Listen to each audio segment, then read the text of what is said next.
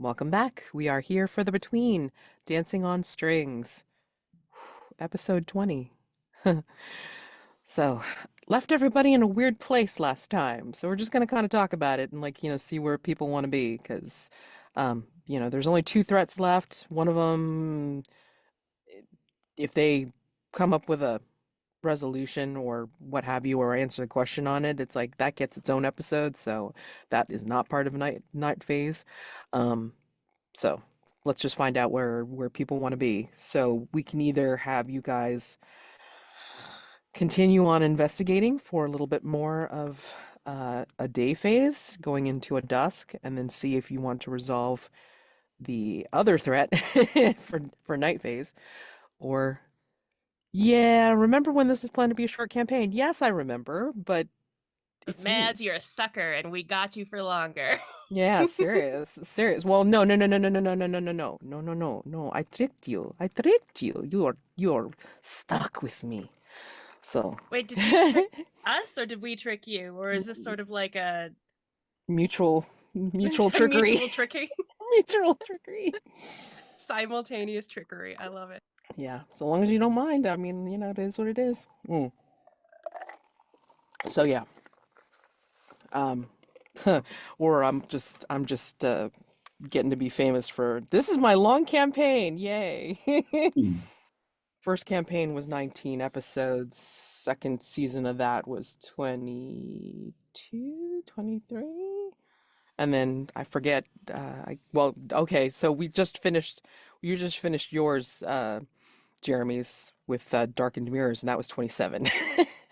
So, And, yes, and I'm known that for long campaigns. It's great. Okay. and that didn't meet weekly. That was a That's long one. Yeah, that was an every other week one until we got towards the end and we were just like, okay, let's get her done. All right, cool. All right, so we're looking at Whately camera, and that is sitting at 7 clues right now on an 8 complexity. So conceivably, you can Take a try. crack at that one, yeah. Right. Or you can take a crack at it now and then just take a negative, which I know some people like to, you know, push themselves, but whatever. Is there a mask we haven't used for that? Oh, no, no, no, no, no. There's no For such that thing. one? No such thing for Whately. Okay. Silly. Yeah. No protection there. Yeah, we could do it. Yeah, I agree. Amanda, let's do a bit more investigation. Yeah, That's fine. I put in chat that I think we can do a little more investigating for this day phase, get another clue for the Whately camera, and maybe for Seven Bummers. And then Oof. I think we'll be well placed to deal with a Whately camera threat, if Yeah. that is a thing that you can be well placed for. Depends on how it goes. Well, with Seven Mummers, okay, so we have the main resolution question, which is why is Beelzebub taking the children at complexity 6? You have 3 clues on the board. However, there is a bonus question. So, what is the identity of Beelzebub, which is a complexity 2? So that's kind of separate. That's the bonus. So if you choose to answer that one, then you can get a nice little side reward for that, which is kind of cool. Um, so yeah, you can play with that and get more clues. So yeah, and where I left people off was Marybelle was is leaving the constabulary, leaving a dead constable behind. Daymond was still at the Crown Public House getting drunk. And Val and Treasure were hmm, yeah. Something strange happened with the camera when last we saw them. Okay, so what would people like to do? So we're starting day phase now? Or It's still in day phase. okay. Okay. Still in day phase, so you guys can still investigate. Hmm. Well, given we've gotten rid of the at least one of the well, the whole situation has changed there, right? So I think we can it feels like we can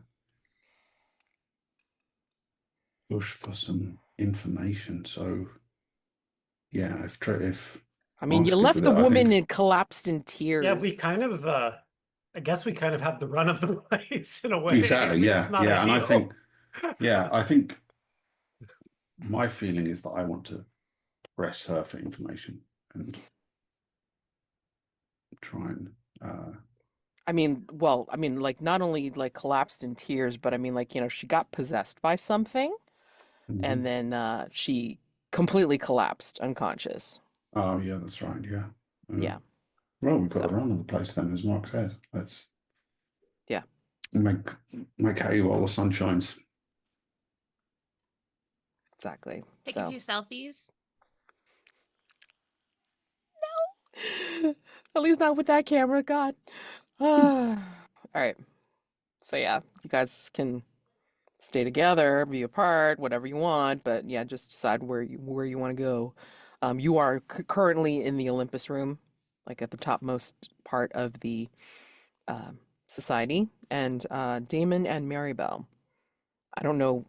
Do you meet up? I mean, like, or is Marybelle still kind of like wandering the streets, and then Damon is still getting drunk? What do we I've had think? the idea that I'm probably going to go since I don't want to. I don't want to leave. If anyone did see me leave, I know they didn't, but just in Mhm. case anyone saw me leave the Sure, constabulary, I want to stay in Seven Dots. I don't want to lead them back to Hargrave House. sure. So I think I actually want to go and find some local children Okay, and see what the local children have to say about all of this. So I'm going to keep my little child disguise. sure. Daymond, if we meet up, we meet up. But if you've got other plans, I mean, you could probably head over to the Little St. Andrews Street Ragged School. Um, that's probably where some of the children are going to be found at the moment. And then, Damon, are you going to remain at the pub or are you going to try to find a way out and then explore elsewhere? So many good options. Um, is there a just to for my own sake, is there a church among the locations of Seven Murmurs? Seven Dials. I mean, there's a junction that has seven streets, so that's where it gets the whole Seven Dials reputation. I mean, if you want a church, we can add a church, I'm sure. Because a thought potential would be a slightly buzzed Dame Gray on strong s- alcohol that's a little bit too strong, going for a confessional. Interesting. Okay. Well, I'm gonna take your little wayward journey up the circus first, Absolutely. because I'm sure that that's gonna get confusing enough. So I want to do a paint the scene on that one first.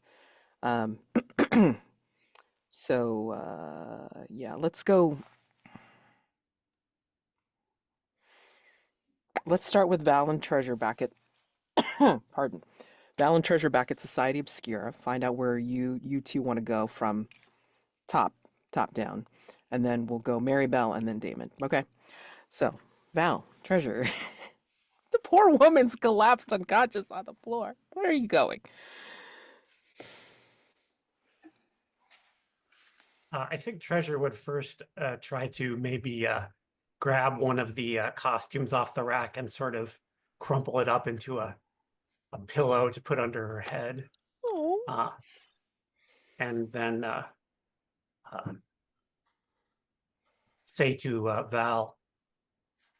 Valentine, do you think it'd be okay if I stop pretending to be Kemuel? I think the time for that necessity has passed, yes. Excellent. I don't mean to make light of this event, but this seems a good opportunity to investigate this house unobserved. Yes, so seems we may be the only people here other than Portia. I wonder Treasure, you're still wearing that weird outfit. I suppose I should change clothes, but I wonder, should we take the camera with us just to be safe? It had occurred to me that studying it back at Hargrave House might be desirable. Perhaps Mr. Gray's wisdom could be brought to bear, or even Marybelle's expertise in the maintenance of mechanical devices may prove useful. But while we are here, I feel sure that there must be some manner of research material, or they must have experimented with this device before using it the full extent of its powers. That does seem likely. Portia said something about a ritual that Cyrus knew. Surely he would have had to discover that from somewhere. If he has an office somewhere in this house, perhaps we can find something there. I need you two to make a... Yeah, you're up in the Olympus room. I need you two to make a night move. Both of us? Both of you. You are feeling... you are feeling an extreme sense of vertigo start to overcome you. And your vision of each other as you're talking to each other is that dolly zoom effect where the background goes away and then your conversation partner gets closer, and it's very disorienting. And yeah, what do you think would go wrong if you fail or lose your nerve on this night move? Because this is just the start of the problem. Well, I think what Val would be worried about is whether there is somebody else here that we don't yet know about.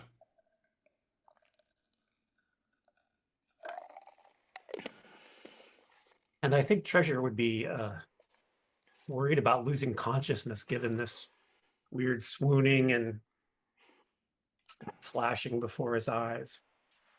Yeah, I think Treasure, it would affect you more because you're familiar with Kemuel's possession tactic. So I think you're going to be a little bit more cognizant of an entity trying to attack your mind. Val, it's like, you would experience this as being physically bowled over, but it starts in your head. So it's messing with your it's messing with your perception and your vision to start, and then it will physically bowl you over. Treasure, it's just basically going to start from your head and then just move its way inside and then, toss you aside like a rag doll. All right. So, I mean, and that's just the start of it. So the entity is messing with you because you are in its house right now. So, Right. keep it together. I'll take sensitivity or composure,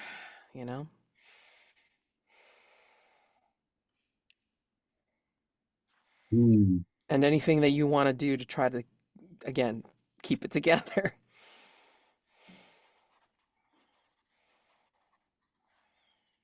I think, given what you described, sensitivity probably makes the most sense for Treasure. Does make the most sense. Yeah. I can roll with sensitivity. And I have an 8. You wanted us both to roll, right? Yes. Yeah, let's just do it. 3. Snake eyes on the dice. Maybe Treasure, it's like you're feeling like, you're able to handle this a bit better because you now know what it's like not to have Kemuel like digging in so you're able to resist. But Val, you don't have any such defenses. So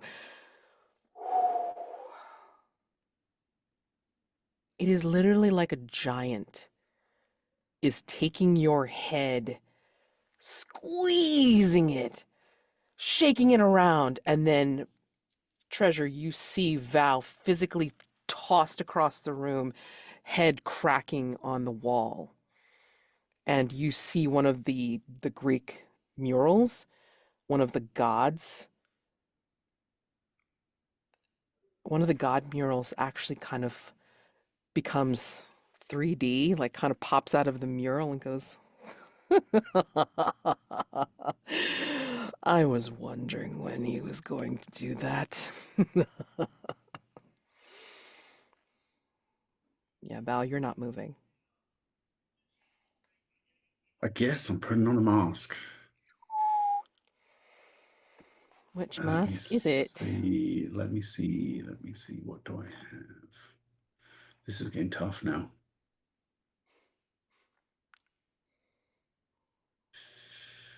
The next future one up, I don't have prepped at all, and I haven't really got many ideas for. I mean, you don't have to do it right now. No, I know. Yeah. Just pick one and then. I might do. I want to do Mask of the Past. Okay. The Cosmic Passage, Ooh.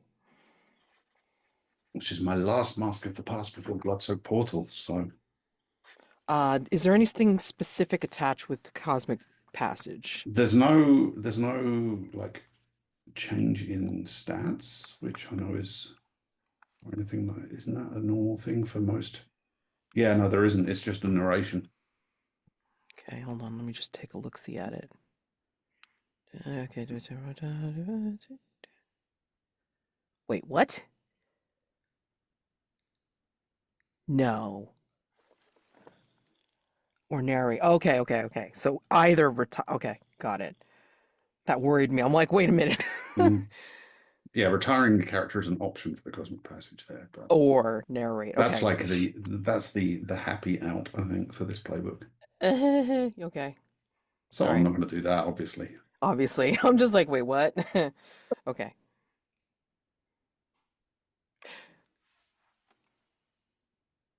But you are marking that, yeah? Mm-hmm. Okay. I mean, you can narrate it later, but I'm going to say, like, if you're marking it now, I think what ends up happening is that I think that what happens is as you feel these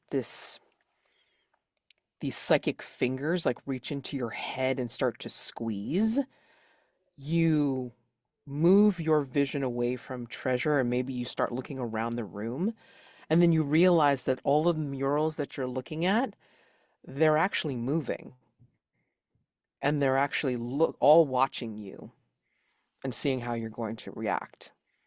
And all of them are it's almost like, just suddenly seeing people in the room that, have been there the whole time and are just kind of carefully watching you. And I think they see you see them, and they're like, "Oh, you finally see us. Finally." Ugh. The name of my mind has gone blank. What's the name of the guy who just disappeared? I know Periwinkle is the servant. Cyrus and Cyrus. Periwinkle. Mhm. Yeah, I think seeing these figures in the murals, Val will just face them and say, "Is Cyrus among you?" And Periwinkle. And one of the female gods, because that's what they are, she will laugh and say, "No, of course not. They're in the void. We are just mere representations of bored entities just watching other entities play.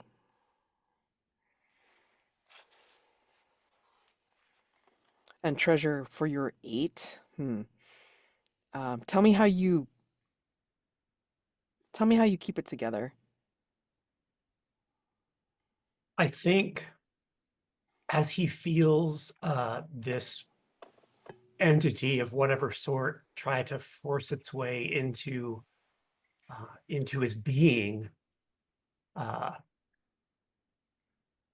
not only is he thinking of and reminded of how happy it is to not have Kemuel there, but he flashes back briefly to that moment of Mr. Gray creating the tiny glowing icon of Hargrave House flowing outward, and kind of whether it's just the reminder of that or whether, like, he mimics that in some way, it allows him to keep some semblance of himself in control.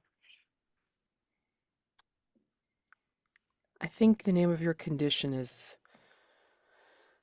something like "My house is my protection." Let's go over to Marybelle. Marybelle, it's like as you're wandering away and looking for other children to try and speak to or help blend in with, maybe your steps take you to the Little St. Andrew's Street Ragged School. Okay. There's a paint scene on this one, but you start to see like wobbly chairs and chipped tables in an unused stable. So this is the space that they have this school in. There's the smell of baked potato and porridge, oats, but to you, it's like it probably feels like, or has the kinesthetic feel of like heaviness with like a sense of warmth. Okay. Volunteers work day and night teaching reading, writing, arithmetic, and religion to area children. So you're probably hearing the murmurs of some of these volunteers, like, sitting down with children of different ages. I mean, like, maybe as young as like 4 or 5, and then like, some older ones that are probably gonna get ready to work very soon, but they still need the rudiments of something of arithmetic and being able to read at least a few words to be able to go and work. So paint the scene for everyone. What small touches have the volunteers added to the rundown stable to make the dreary place feel more inviting for the children? They've painted the splintering wood walls in bright colors. It's faded and a little dirty, but the effort was put in. And hanging from the rafters, from the sort of Y where like the beam would come together with the ceiling, there's strings of those, they're brightly colored paper chains, the little loops of paper interlinking together, and they're just kind of garlanding the rafters. One of the teachers, if they can really be called that, has brought in a homemade quilt that's been placed over one of the last piles of hay that wasn't quite removed from the stable, giving sort of a cozy reading nook in one corner of the stable.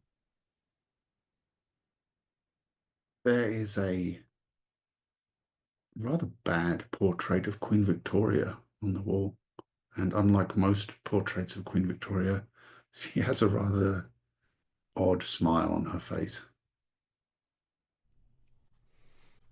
Yeah, perhaps it's the voices, perhaps it's the brightly colored walls and decorations that you see on the outside or even inside the door, possibly welcoming to you. So, what do you do, Marybelle?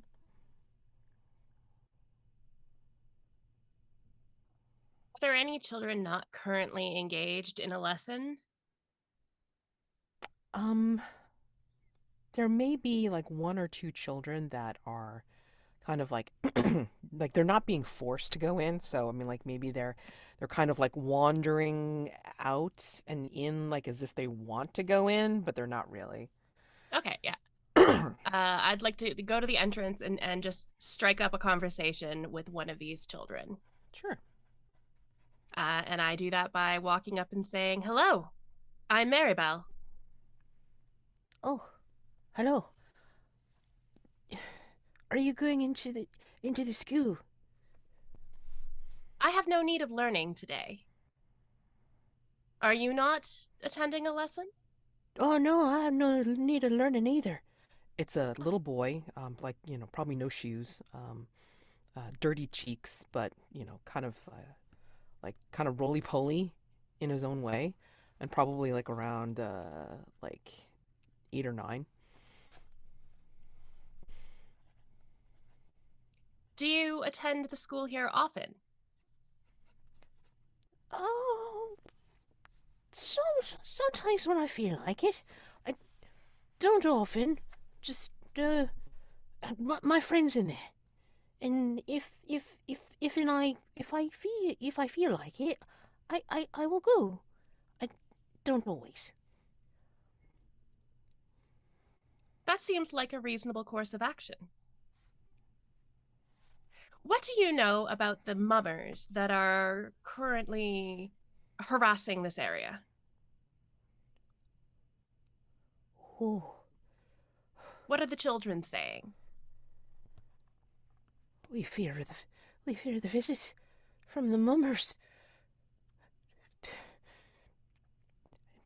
Ready, few kids have disappeared. I mean, the ones we know about are Matthew and Bridget. There might be one or two more, but we've been too scared to find out. We've been trying to, well, stick with each other as much as we can, but sometimes we just can't tell when they might be coming to visit. So, yeah. What sort of precautions have you taken? For ourselves, maybe we make ourselves scarce when our families get together. It's terrible, we know, but with kids already disappeared, we just, well, we just make sure that they know where we are, but not anywhere near where the mummers could visit. And make them dance.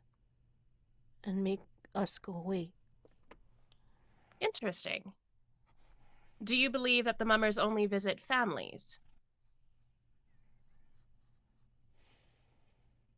That's what happened.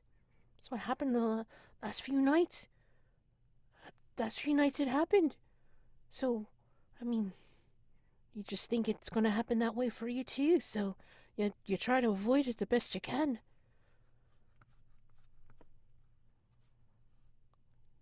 Did you know the children that were abducted by these mummers? Oh yeah. Matthew, Bridget, they'd attend this school too. But yeah, not anymore. Did they have any strange change of behavior or any sort of inclination that something had gone wrong or that the mummers would target them? That you know of, having interacted with them so much. Information move. Seems pretty reasonable, I think. I mean, unless you want to exert a little bit more presence. Other than that, it would be reason. I feel like at this moment, I don't need to threaten the child. No. At this moment. See what kind of answer they give me. Oh, goodness. That's a 9. Okay. And your question was, again, sorry. If there was any strange behavior in Mary or Matthew before before they were abducted. Okay. we got here? What I haven't given you. Well, that seems to be made for this. Okay. One of the strange things that had gone on, and I don't remember if this is true or not, but we've been talking about it amongst ourselves, is that I think that Matthew, before he disappeared, and before even Bridget disappeared too, I think that day, the very day that they disappeared, they sang one of our Irish ballads, but they didn't sing it right. They were off tune. No, they sang it beautifully, but wrong words. It seems strange that children who would be very familiar with that ballad would sing the wrong words. He just nods. Thank you for the information. Goodbye. He just kind of like, nods, and then he kind of like, remains at his post and kind of, he pays attention from outside, learning that way. But yeah, he tells you the child sings an Irish ballad with unusual lyrics. That's your clue. Weird. And a complication or a condition? I think he calls after you again, Marybelle, before you completely, go down the street too quickly. I think I startle a little bit at that. People never do that. Usually they just let me leave as soon as I say goodbye. I say, oi! Yes. What is it, child? As I say to somebody who's the same height as me. Yeah, he just kind of looks at you funny when you say that. You be careful too, eh? If you got family,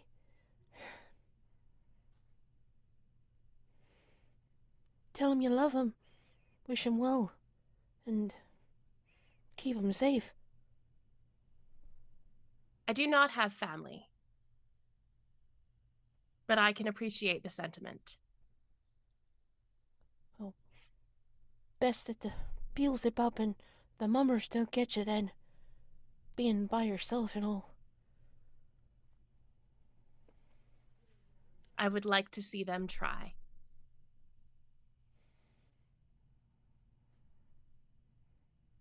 And your condition is well wishes and warning.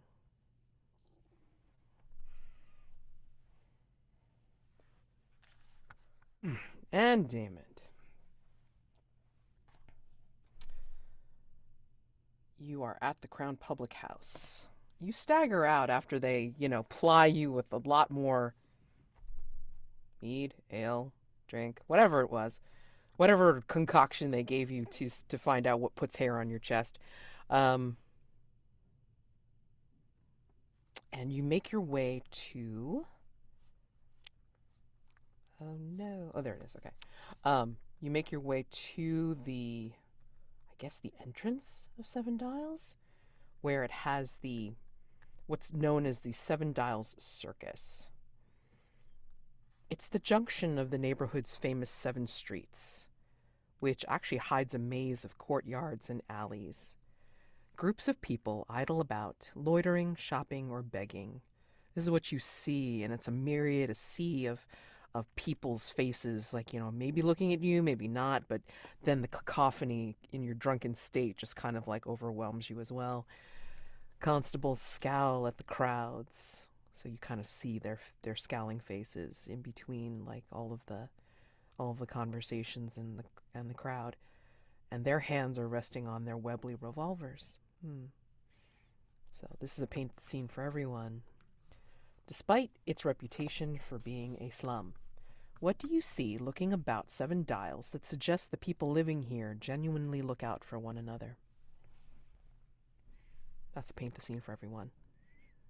Despite the reputation for being a slum, what do you see looking about 7 dials that suggests that the people living here genuinely look out for one another? You see a woman knocking on a door to one of the tenement buildings, and she has under her arm a basket with a cloth over the top, but you can see that there's something warm inside. And as the door's opened, we see someone who looks desperately poor and hungry inside, accept a gift of some hot food. We see a old man. He is walking kind of hunchback with a cane, walking very slowly. His clothing is tattered, but in good repair. You know, he's been repairing the same jacket and the same trousers over and over, but they're well taken care of, even if they look kind of shabby. And a young girl comes up to him with a bucket of flowers and offers him one, and he, with a shaky hand, reaches into his pocket, pulls out a little coin, gives the girl a coin. She hands him a flower, you know, gratefully. We see him give the flower a sniff, walk down the road a little bit more to another girl who also has a bucket of flowers. And he holds out the flower to that girl and plops it into the bucket so that she could also sell that flower. In some of the open air stalls, as people go about trying to buy and sell goods, there's plenty of haggling over prices. But every so often, you just hear the haggling happen in the wrong order. Someone trying to spend more for a good, and the shopkeep, knowing who they're dealing with and who they're selling to, refuses and drives the price just a little bit lower to something they know that they can afford. And despite the reputation as a slum, it's surprisingly clean. And we see, as the day plays out, a group of 3 or 4 young boys who have sort of made a game of racing around the neighborhood and seeing who can grab the most refuse and stow it away in a appropriate area. And they seem to be having just a really grand time doing this.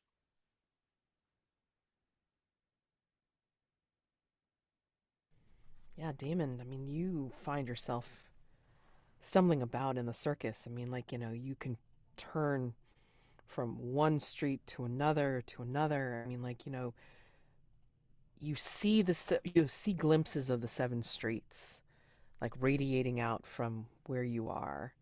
But then again, there's all these open air stalls. You see these crowds of people. You see this constables, like, kind of, you know, in the midst, looking very wary. Um, do your feet take you to church or elsewhere? What do you think? I'd say that the feet try, but something about the mind is unwilling. And I'd like to, you described that there's essentially hedge mazes made up of different backyards and things. Daymond would like to let his mind just kind of wander and let his subconscious, maybe even tug on the strings that run down his legs, and figure out where best to go within the 7 dials, who to approach, almost without care of how important they are.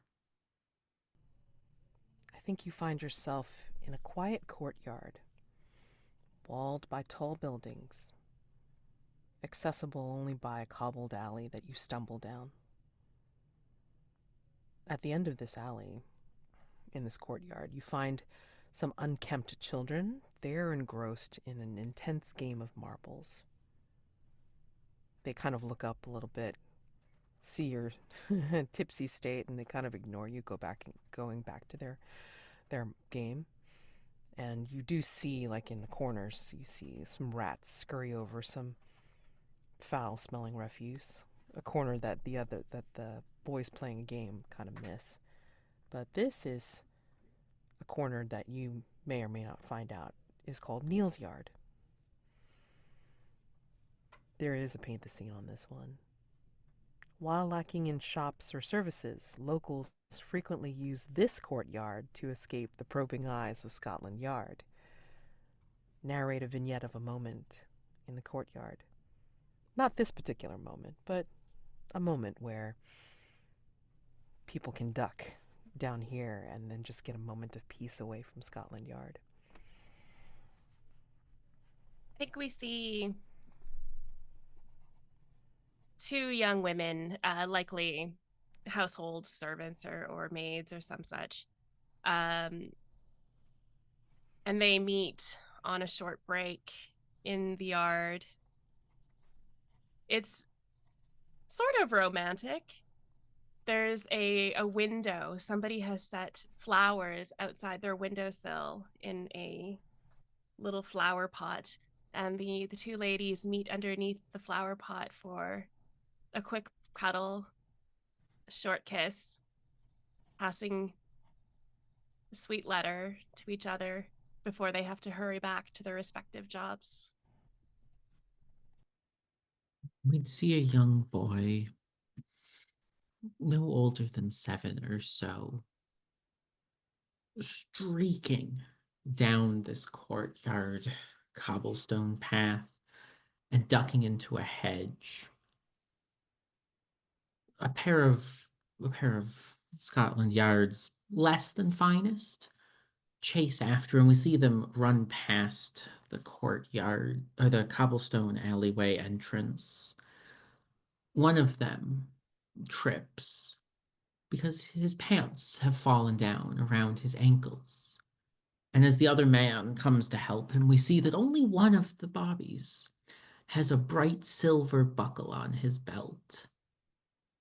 Later that night, as the small boy leaves the hedge, we can see a glint of something silver in the hedge. Untouched, forgotten, a policeman's belt buckle.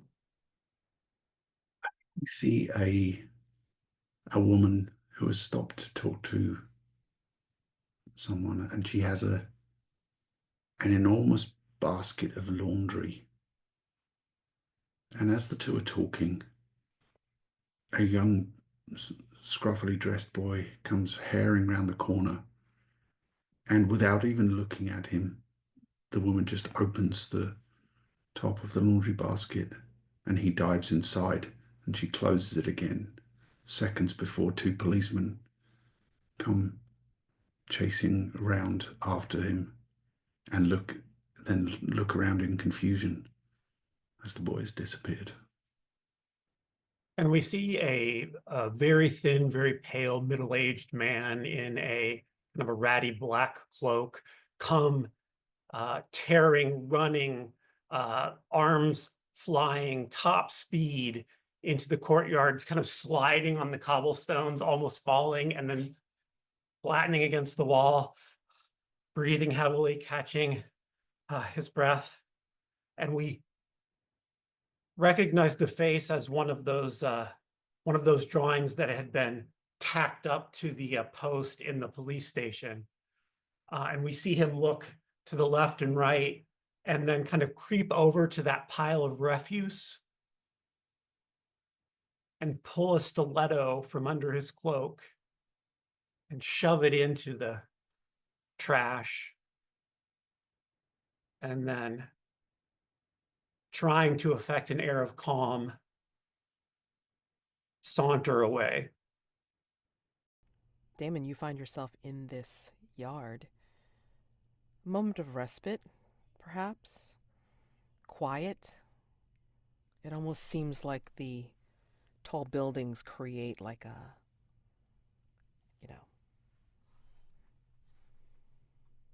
like a nice soundproofing. or at least a deadening of all the sound from the rest of the neighborhood. What do you do?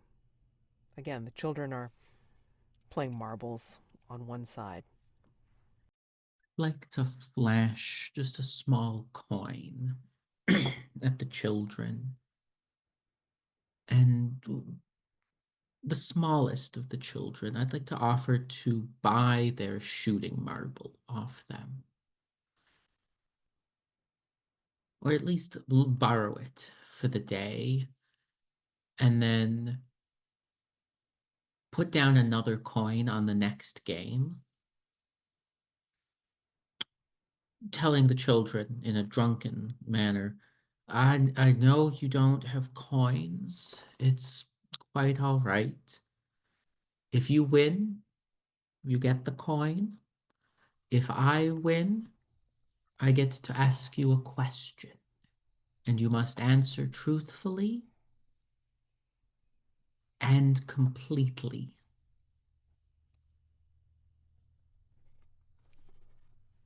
A bit of a tough. He's offering his money. He just needed marbles. He's lost his marbles.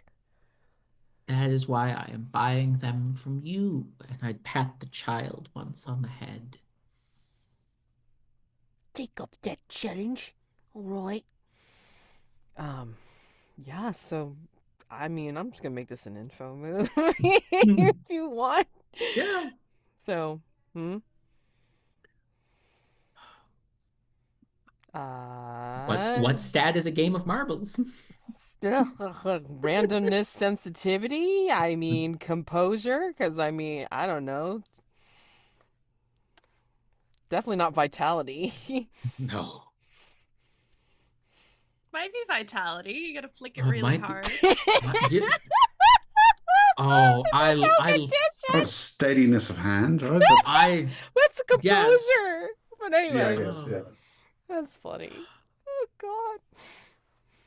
Argue me. I like the idea of using vitality, Okay.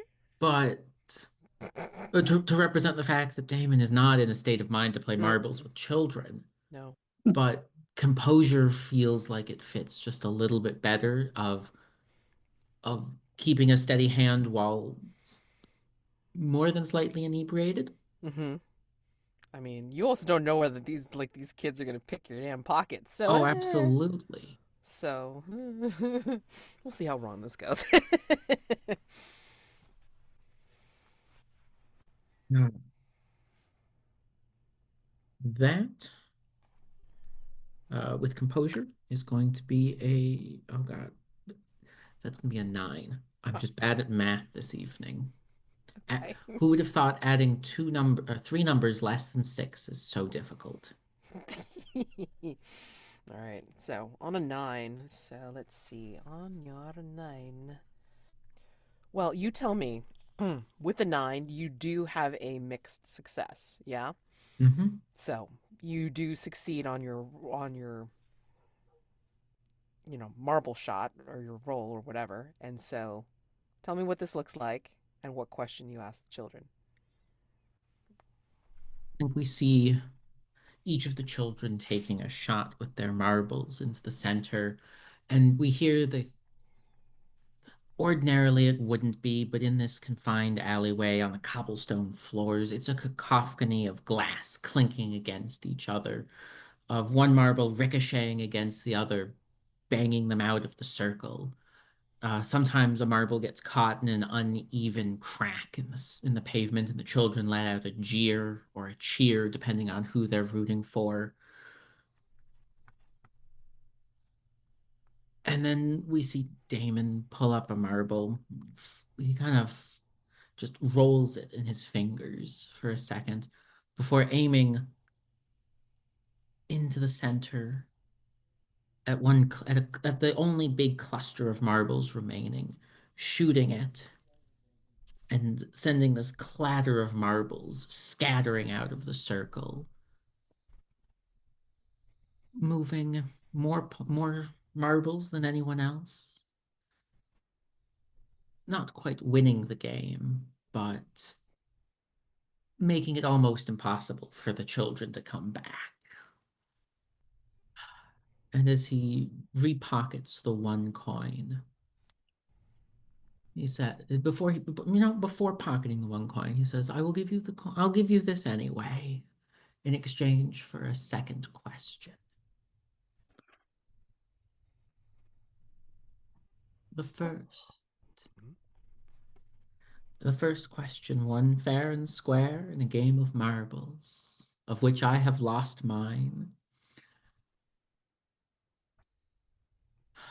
Tell me, when you think of a gift, a Christmas present, if you will,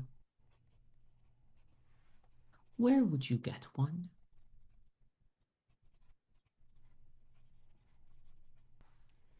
Are you saying about where we would get a gift? Yeah, I was recently tasked to find someone who gives Christmas presents. Not, not old Saint Nick. Someone who gives another kind of gift. The kind that only children get. And as I have not been a child for a very long time, you all seemed like the perfect people to ask. So you're talking about who we would ask? Yeah, Oh.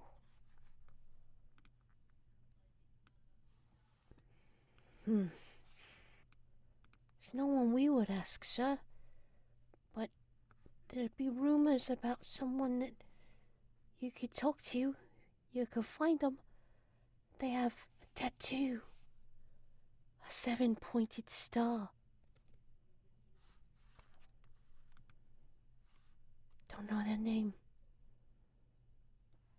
But it's pretty obvious where it is, because it's on their face. thank you. It's most helpful. And Daymond will place the coin down in the center of the marble circle and just ask, "What do you like most about your father?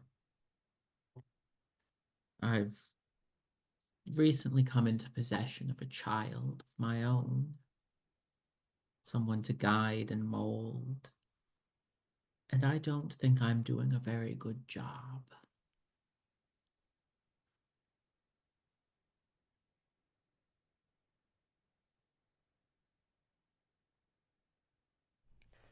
I think the child that actually comes that will answer that question,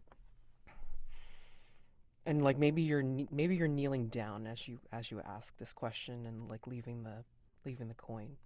But this little child is small, probably the smallest of them all, and will actually come over to you and like kind of lean, up and like look into your eyes and say, I love my paw because he's there.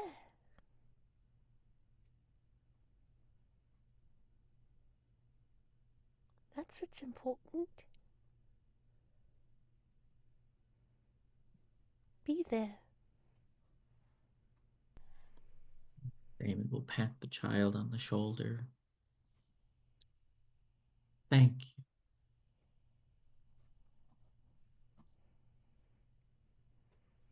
He will get up, dust a little of the alleyway dirt off of him,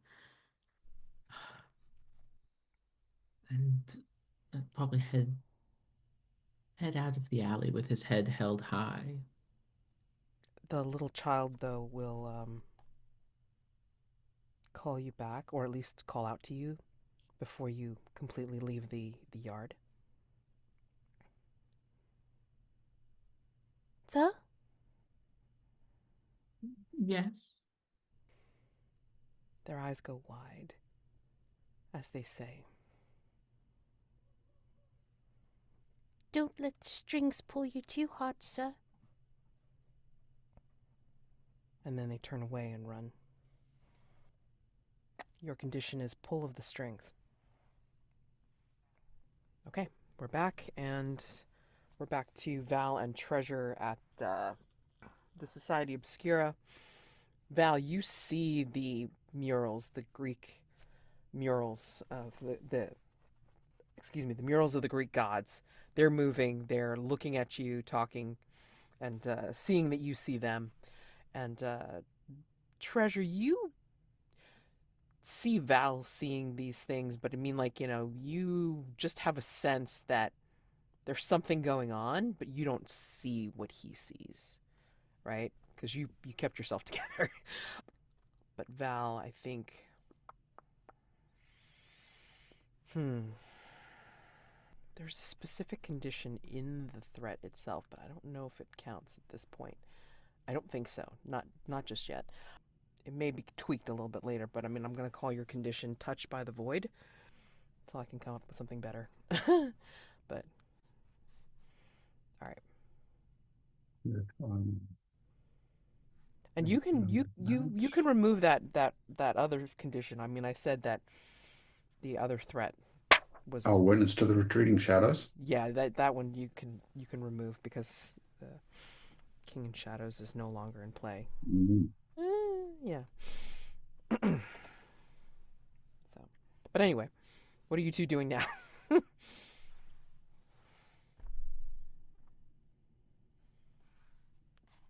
I'm still interested in going to see if there's kind of a room that belong to Cyrus, and is not one of the rooms they use for taking photographs in. It's more like his study or his office or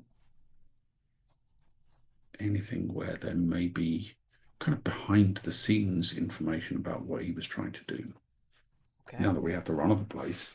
Okay. And then Treasure, are you going with him or are you going to go separately? So I think while Val is doing that, what Treasure would like to do is, this may be a terrible idea, but like take the camera to some of the different rooms to see if there's any, like, we sort of know that these rooms are anchored in some way, to see if there's any reaction in the camera or the room or any sort of phenomenon that accompany that change of location. Okay. Val, go ahead and make the information move with... You're just doing this reasonably, right? You're not using any kind of ability or anything like that. You're just searching. Okay. So then reason. Yep. Reason. Remember, if you want to parlay a better stat, you got to just tell me how you're doing it. Yeah, my reason is 0. So that is up to you. If you want to parlay a different stat, you got to tell me how. Again, hunting through my personal quarters, and I don't think I see anything like that. I don't think I can make sense of composure or presence. Okay. Or certainly not vitality. Let's just go for it. Okay. Boxcars on the dice. Oh, okay. 12. Two rolls today. I got snake eyes one time and boxcars the other.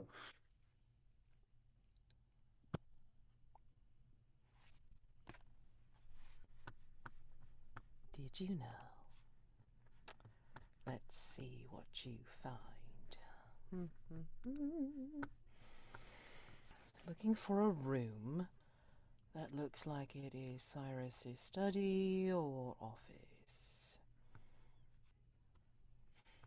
All right, you do find, as you're going through the place, just make sure I'm not giving you the same clue. All right, you do find on a lower floor.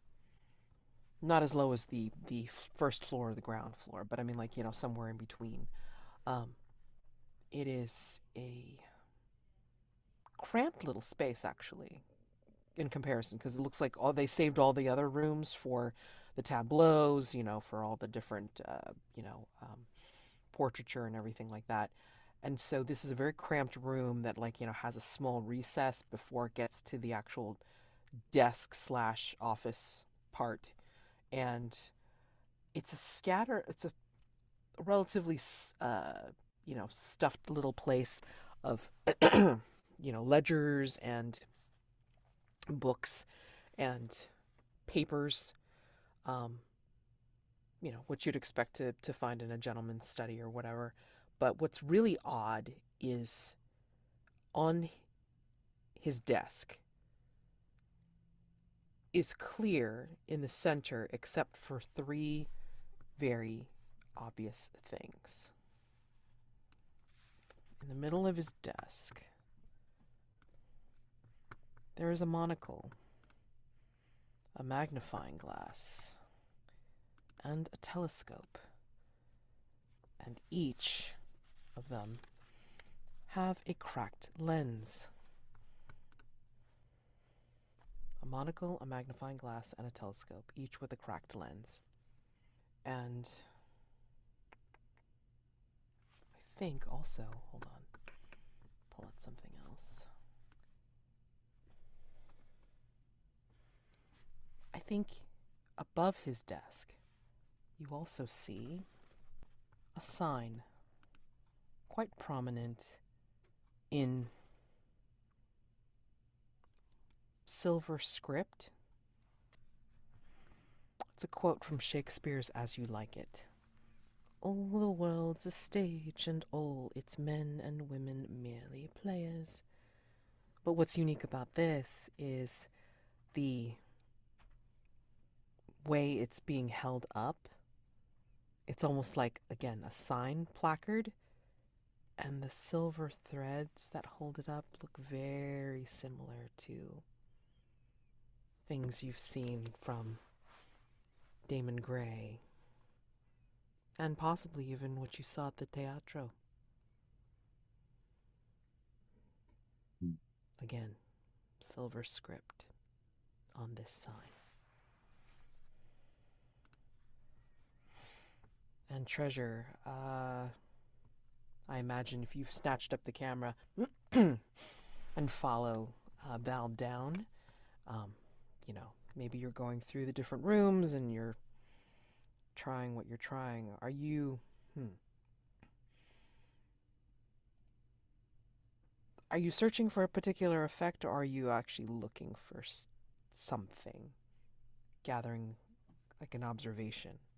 Yeah, observation, I think, looking to see if there's any reaction in the rooms or in the camera to those, basically to see if the sort of mise en scene has any thing to do with this ritual or whatever. Sure. Okay. Go ahead and roll. Info move, please. Right. This... It sounds reasonable enough, but I mean, like, also considering what you're doing, I mean, like, you're going on instinct and intuition. So I would say sensitivity. Yeah, that seems fair. That is a 0. So let's see. Oh, 6 and a 4. 10. You take the camera pretty much up and down this place, and you don't find anyone, strangely enough. You don't find anyone anywhere. It's almost like the place is deserted, except for Portia, like, still left upstairs. But when you do take the camera into what is the astral plane room, where it kind of matches the picture of where Penelope Levy was, depicted, you get an instant, like, it smacks you in the face, like, when you bring the camera within the room. You get the smell of warm spices. And the smell seems to increase the closer you get to where the camera might have been placed to take that particular picture of Penelope. And it's not in a, what's the word? Not in a sensible place either. It's not like it's in the center of the room where it took a picture of her against the back wall or anything like that. It might have been in a strange angular corner, right? Like in like a strange angle, and it doesn't make any sense, but you get smacked with the smell of warm spices, for sure. Marybelle,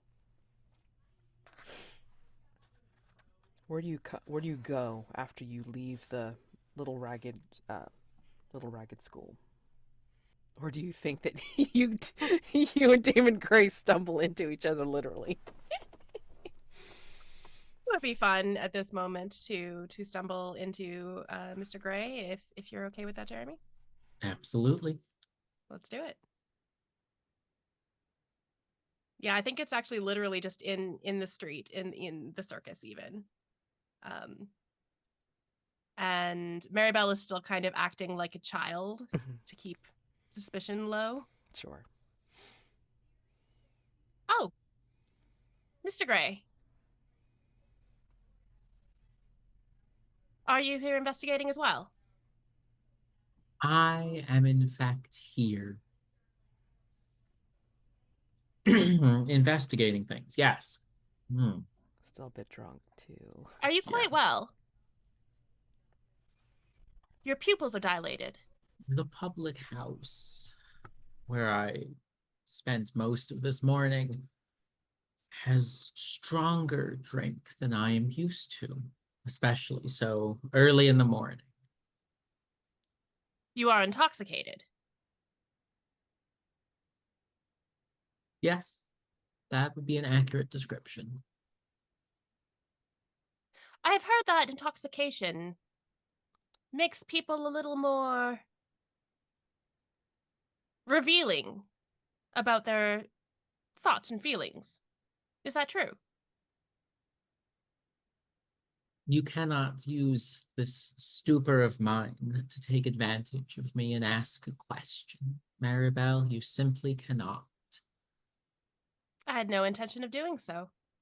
I do believe you and I have a rapport, and that if I had a question I want to ask, I could ask it when you are not intoxicated.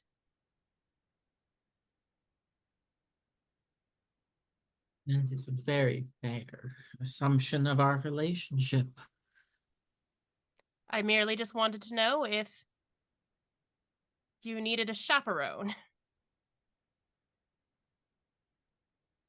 Chaperone would be delightful. I stumbled into the circus on my way for a priest to ask a question.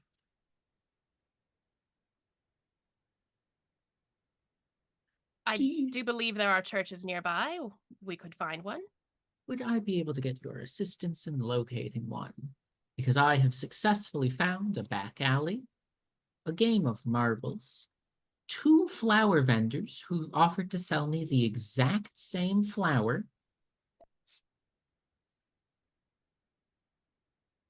I think I just sort of turn slightly and there's a church right there. Here we go. Excellent. Shall I take your arm? That would be most appreciated.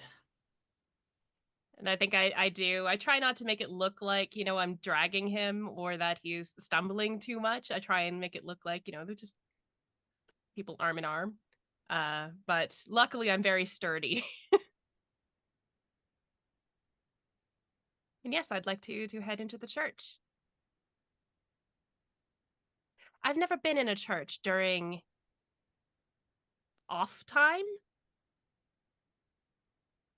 I do not know what it's called when there is no service. Just time works. when there isn't a sermon going on, it is a place of refuge for us all. a moment to pray for the deceased, and Daymond would gesture to where he would expect some candles to be, but there probably are none, as this isn't the kind of church he's used to. Yeah, Marybelle doesn't know there's different kinds. Mm-hmm. And Daymond would get a confused look on his face. There's a simply dressed, I guess, priest here who approaches you in his, again, simple, pardon, simple dark robes. And says, I am Father Sullivan. Is there something I can do for you? Welcome.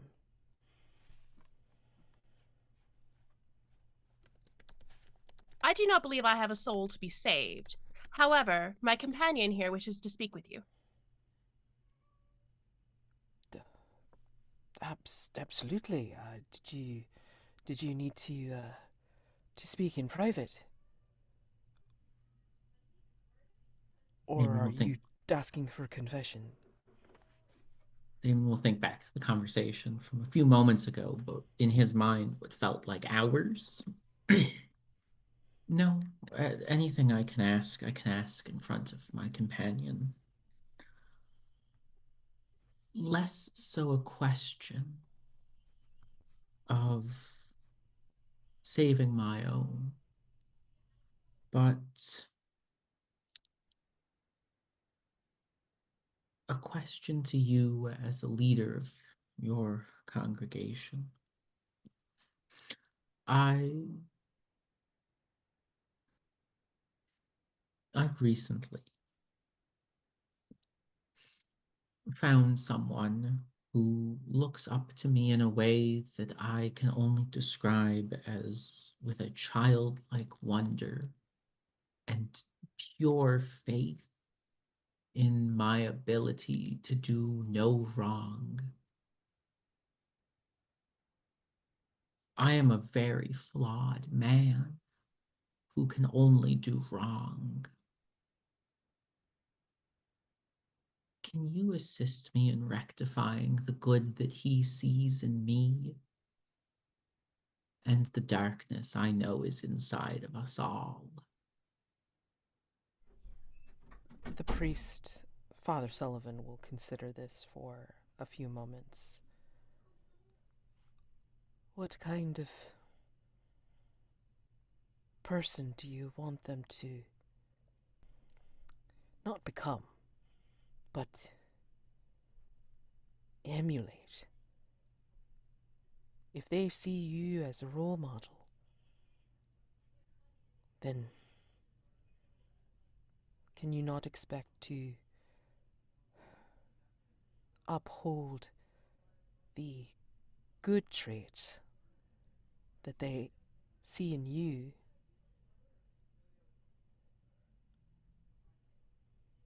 I'm not saying hide the flaws or the bad. As you say, we are all flawed. But I'm saying be the thing that you want them to be like. If you want them to emulate the darkness, and I'm not saying you should, then yes, be the darkness. But if you want them to be of the light, then all you can do is shine the best that you can, sir. Thank you, Father. And Daymond will hug the man in that kind of way that only only a drunken man can, of it's too tight, it's too quick. Best be getting yourself some rest there. I had a little bit too much over at the Crown, didn't you?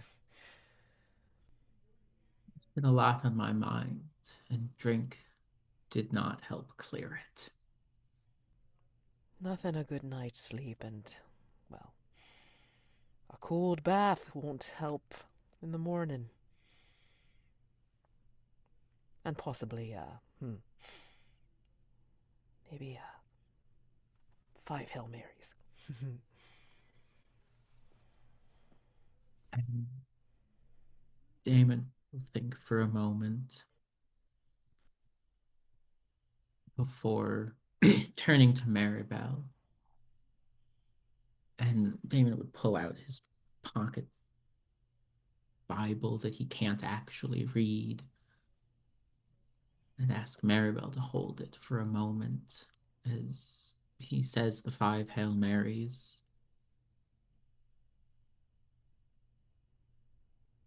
Marybelle does take the Bible, but does not understand why she has to hold it.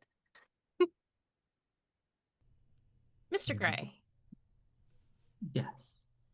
I do not understand what this chant is and why it's helping or how it should. Back when I was a small child, we asked similar questions of the sisters. And it is not so much the words that you say, it is the memory that they conjure up of all of the people who've said them before you, and all the good things that they have accomplished, and all the bad things they are forgiven for, and knowing that sometime in the future, someone's going to think back on all of the sinners of the past and how they have redeemed themselves. So you are hoping quite literally that this Mary, Mother of God, will pray for you until the hour of your death. She won't. Not my death. Others, certainly.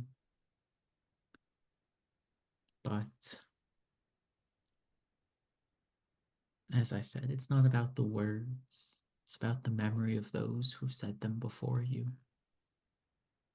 There seems to be a lot of ritual surrounding what you do that I do not quite understand. Perhaps one day you should teach me. And the father, who sees probably still the little child in the dimness of the church, probably will say, it's like, and you're always welcome back, youngling, to partake in some basic catechism. Just learn of the good book and see how the simple prayers can provide a little solace and maybe bolster some faith. And he will turn to you, Daymond, and say, you could not speak these words, sir, if you didn't have even just the tiniest grain of faith. Faith in yourself, faith in God, whichever it may be, but you still have that spark somewhere. Take heart. And God be with you. And with you, Father. And on the way out, Daymond will inform Marybelle of where he keeps the key to the witch's cupboard, as a just reminder that you can pull from it when you perform a thing that could be described as a ritual. Oh, joy. I- That's not going to go wrong at all. No, I will also point out that anyone else can do so as well. Not that things haven't been stolen from it already. Not that things have walked away from Hargrave House in the interim. So, hey, whatever. Wow. Okay. So, I will give each of you one quick opportunity. Like each pair, again. One quick opportunity to, search out, like info move, like one more clue if you so desire, or like run with what you got. I don't care. I want to leave time for like trying to hash out some answers if you want to, you know? So would the Society Obscura people like to get together and try to figure out what you want to do next, or I like the idea of taking the camera back to Hargrave House. okay, alrighty. I don't know what to do about Cyrus's wife, though, whose name I've forgotten. I'm sorry, I'm really bad with names for this mystery for some reason. Portia. Portia, that's it. Doesn't feel right to just leave her there, especially since she's. Maybe we should take her back as well. Suppose that would be the thoughtful and responsible thing to do. It is up to you. Exactly. What would you like to do? Yeah, I think I would like to take both those things back to Hargrave House to ask Mr. Gray about what he can find out about. Okay. And as they're preparing to leave, Treasure pulls on a black Inverness, the big broad brimmed hat, and that red scarf kind of wraps it around the bottom of his face. The shadow. Sure. Fantastic.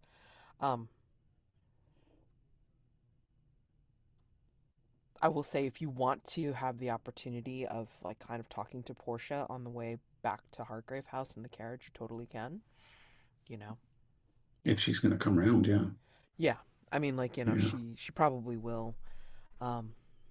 She's still distraught, of course. It's like, you know, she kind of like wakes up in a scream of like, Cyrus!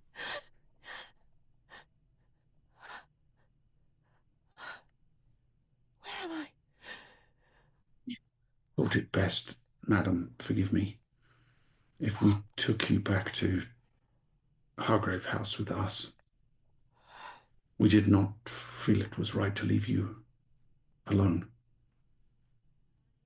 Rest assured, we have a colleague, Mr. Gray, who may be able to shed some insight on this sequence of events.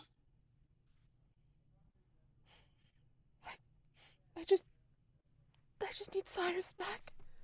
Periwinkle too. I just need. And we'll do everything we can to bring them back to you. But you have to help us. Anything you might know. Anything that might help us find them. And she just sees your hat and your scarf.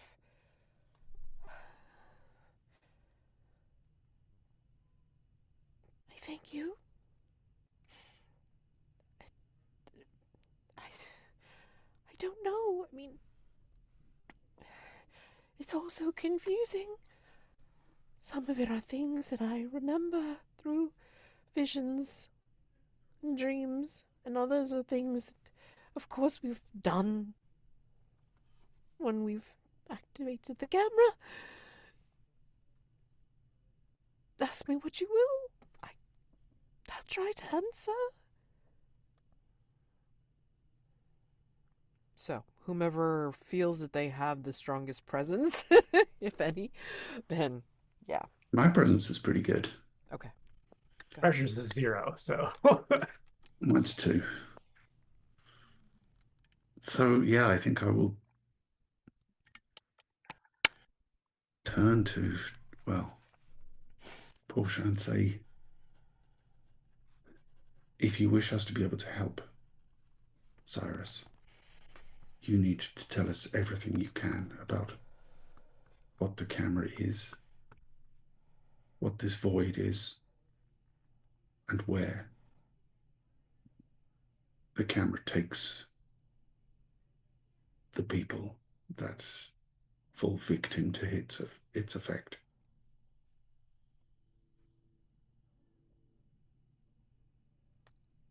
Please roll. Info move with presence, please.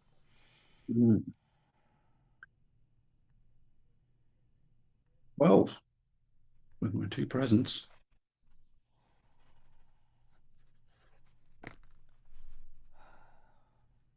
Just trying to hunt for personal quarters items, but I didn't need them. No, you didn't. Very good. Very good. Yeah, I think for this, I'm going to give you not only a clue, but a little bit more detail. So, if this was a show, then basically it's like, just you're sitting in the carriage and you're both hanging on to her every word. Like you see this montage like go across the screen, and then, sorry, I didn't write down all the questions that you asked, but I mean, like she describes the fragrant void as this place that is, you know, that she had heard was made up of mostly darkness, and it is a place that has this entity that rules over it, and it exacts its will through different devices. And in this case, one of the devices is the Whately camera. And the only reason they know about this is because of Atticus Whately's research, which most of it was destroyed. But they managed to get a hold of this camera, and then were just playing around with it. And they found out about, like, a particular ritual which helps immortalize the people they decide to put into the photographs. But it's very particular, and they have to enact the ritual to be able to do this thing. And one of the things that they use is an orrery depicting the 7 celestial realms. And she talks about how Cyrus talked about parallel worlds. And so, again, being able to put together these symbols and crossing dimensions will help get to this place of the fragrant void. And immortalizing people through the fragrant void keeps them young forever. So these are all the things that she says to you, that she tells you on the way to Hargrave House.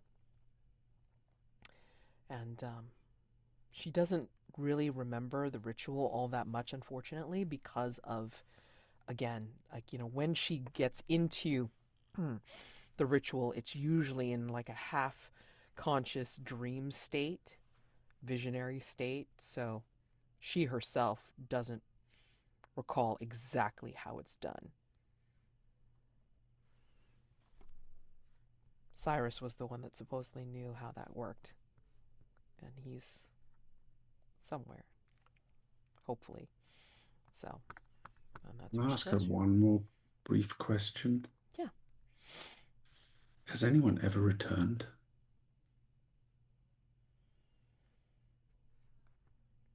She doesn't answer you. She looks away and just looks out the window of the carriage.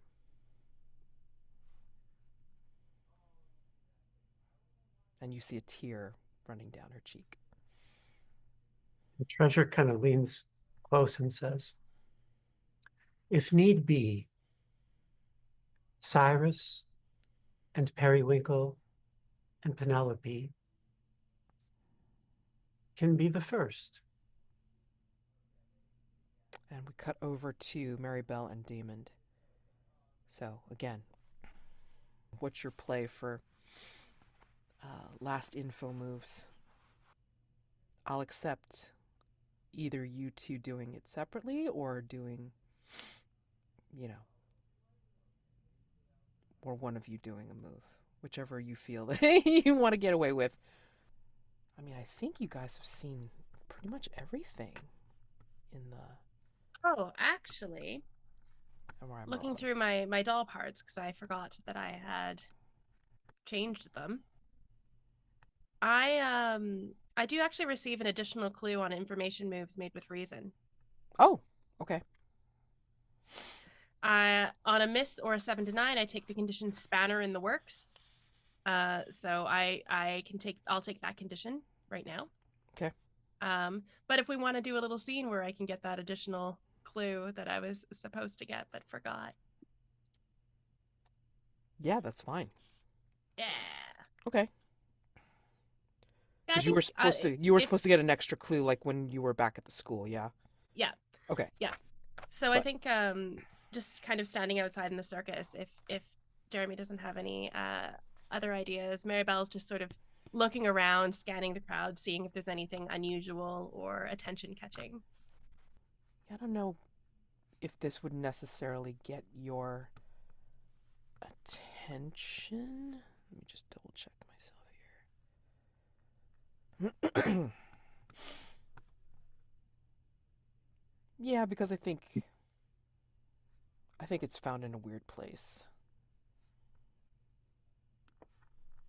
As you're looking around,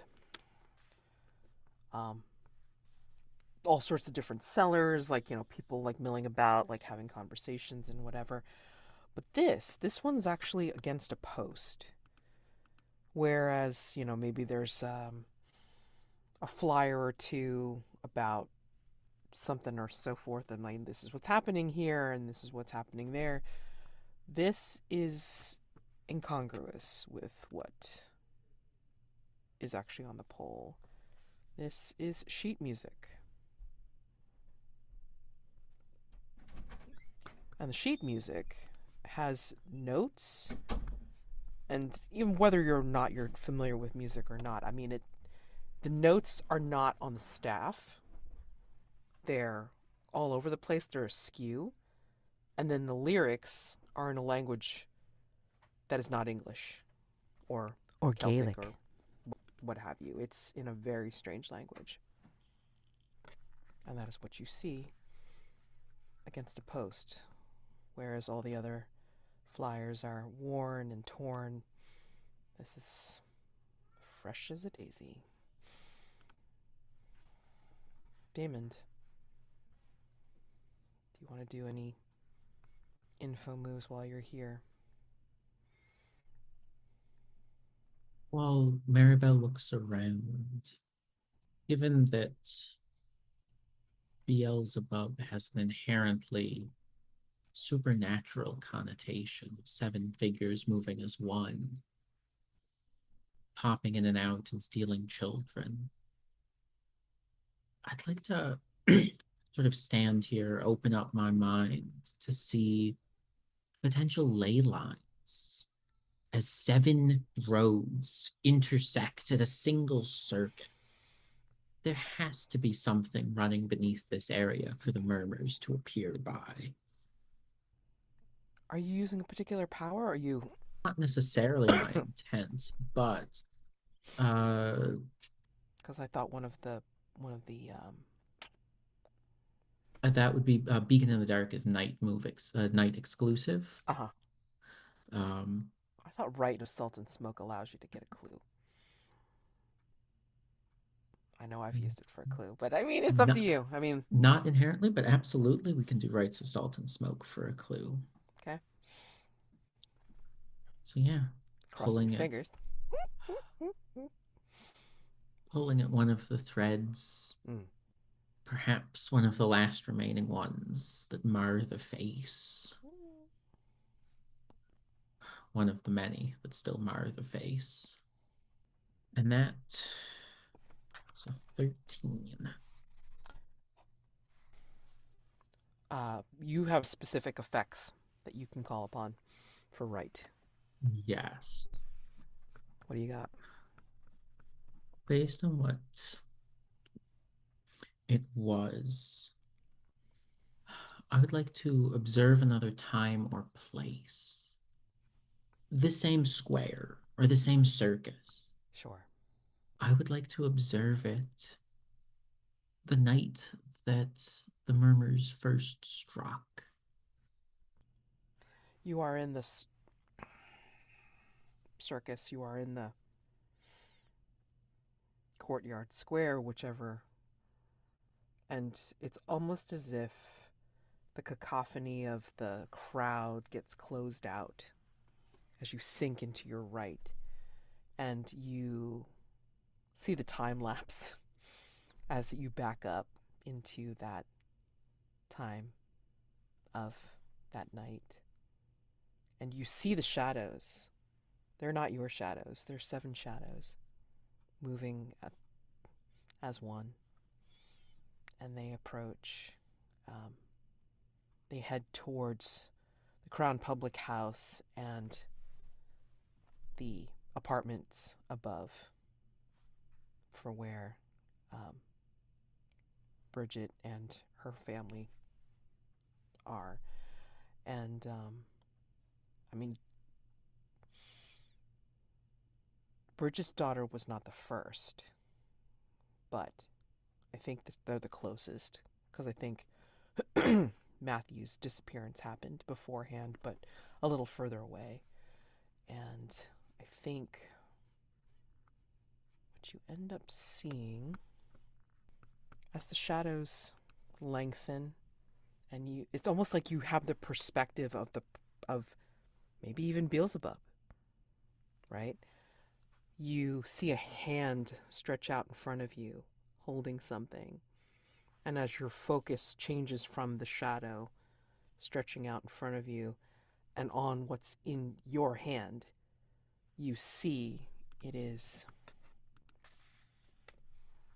a human skull stuffed with straw. And this person, possibly Beelzebub, is carrying it. As you are in the vision and heading towards Crown Public House and ponderously stepping up the stairs towards the tenement and Bridget's flat. And for that 13, I'll let you decide. Do you want another clue, or do you want to create something towards this? Do you want to put your thumb on the scale? I will put my thumb on the scale for this one. Okay. Do you know what you want to add, or you want to wait until you discuss it and then and then add something? Because we can discuss Waitley first while you think about it. Yes. Just put down Daymond TBD just to remind Yes. yourself. Excuse me.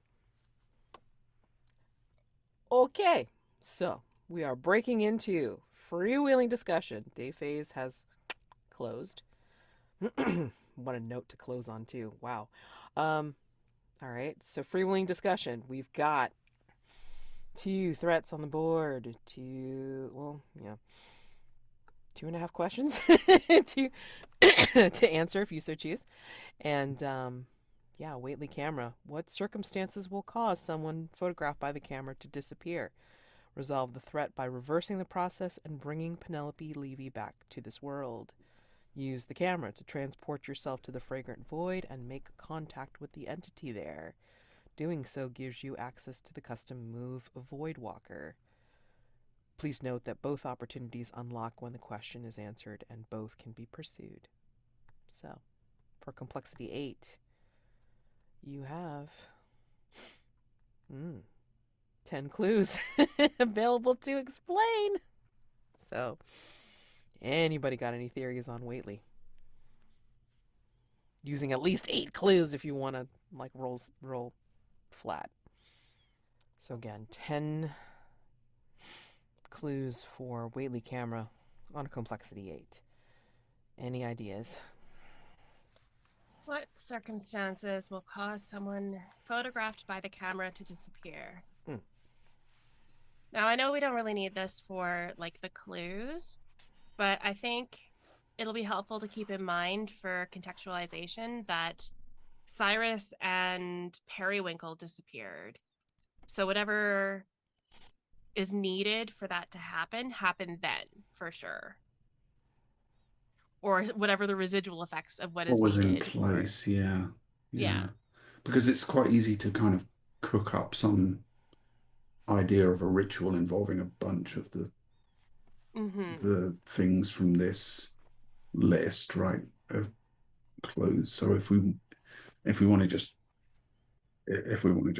speak about that, you could easily say that, okay, there's a mathematical equation which is some kind of calculation to do with the ritual. I think the mathematical equation and the evidence that the scroll found in a scroll that the camera existed before there were even cameras, I think those are paired.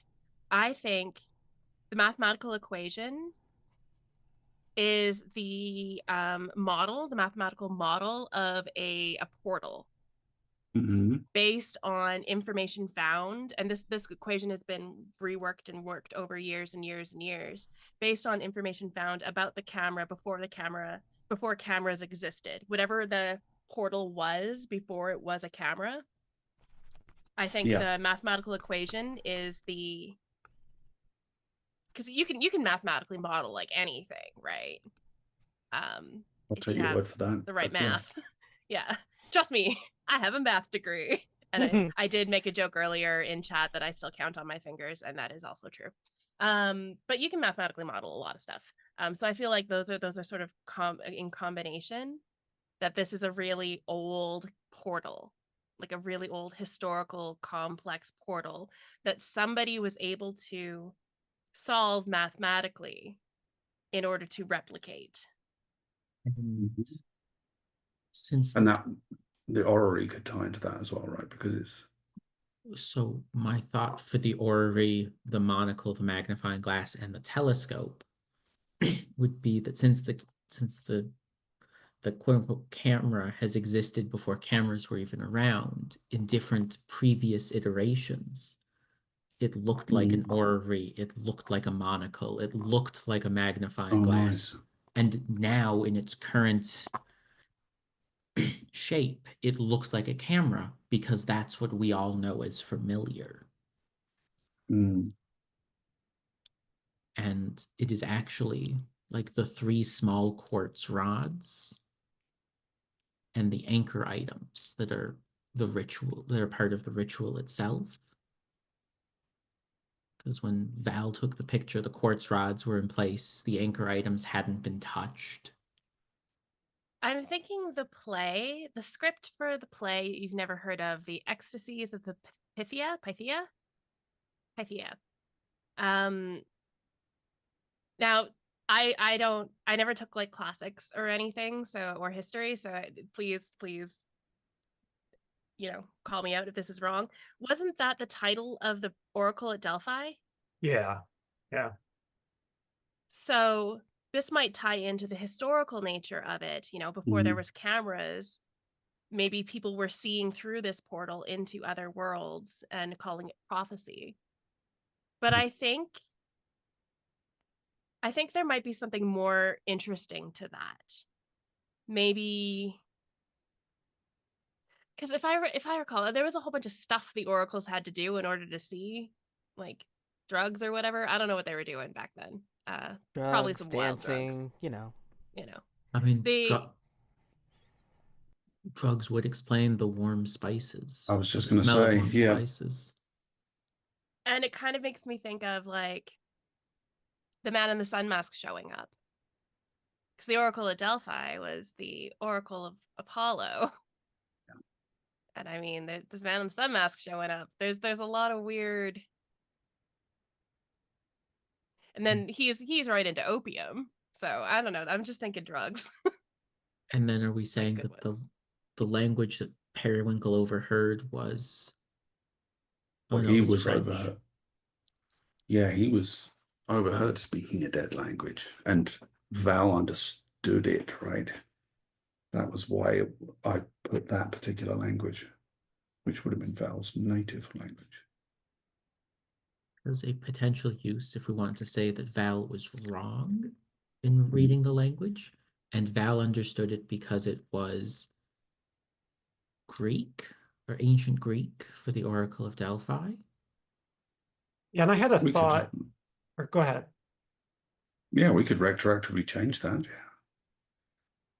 I had a thought for the gray door that kind of ties into along with all of that, that the camera, and maybe this equation even, the camera is sort of connecting to, or these previous objects, what this embodied device is connecting to, like the the realm of forms, like, like the theory of forms and the allegory of the Platonic cave. realm, yeah. Yeah, and so like it's shifting things back and forth between, like, so that this gray door that's perfectly rendered in paint on a nearby wall would become a door, the same way that Cyrus and Periwinkle, flattened out 2D. That kind of fits in with the ancient Greek vibes that we've woven through several of these clues.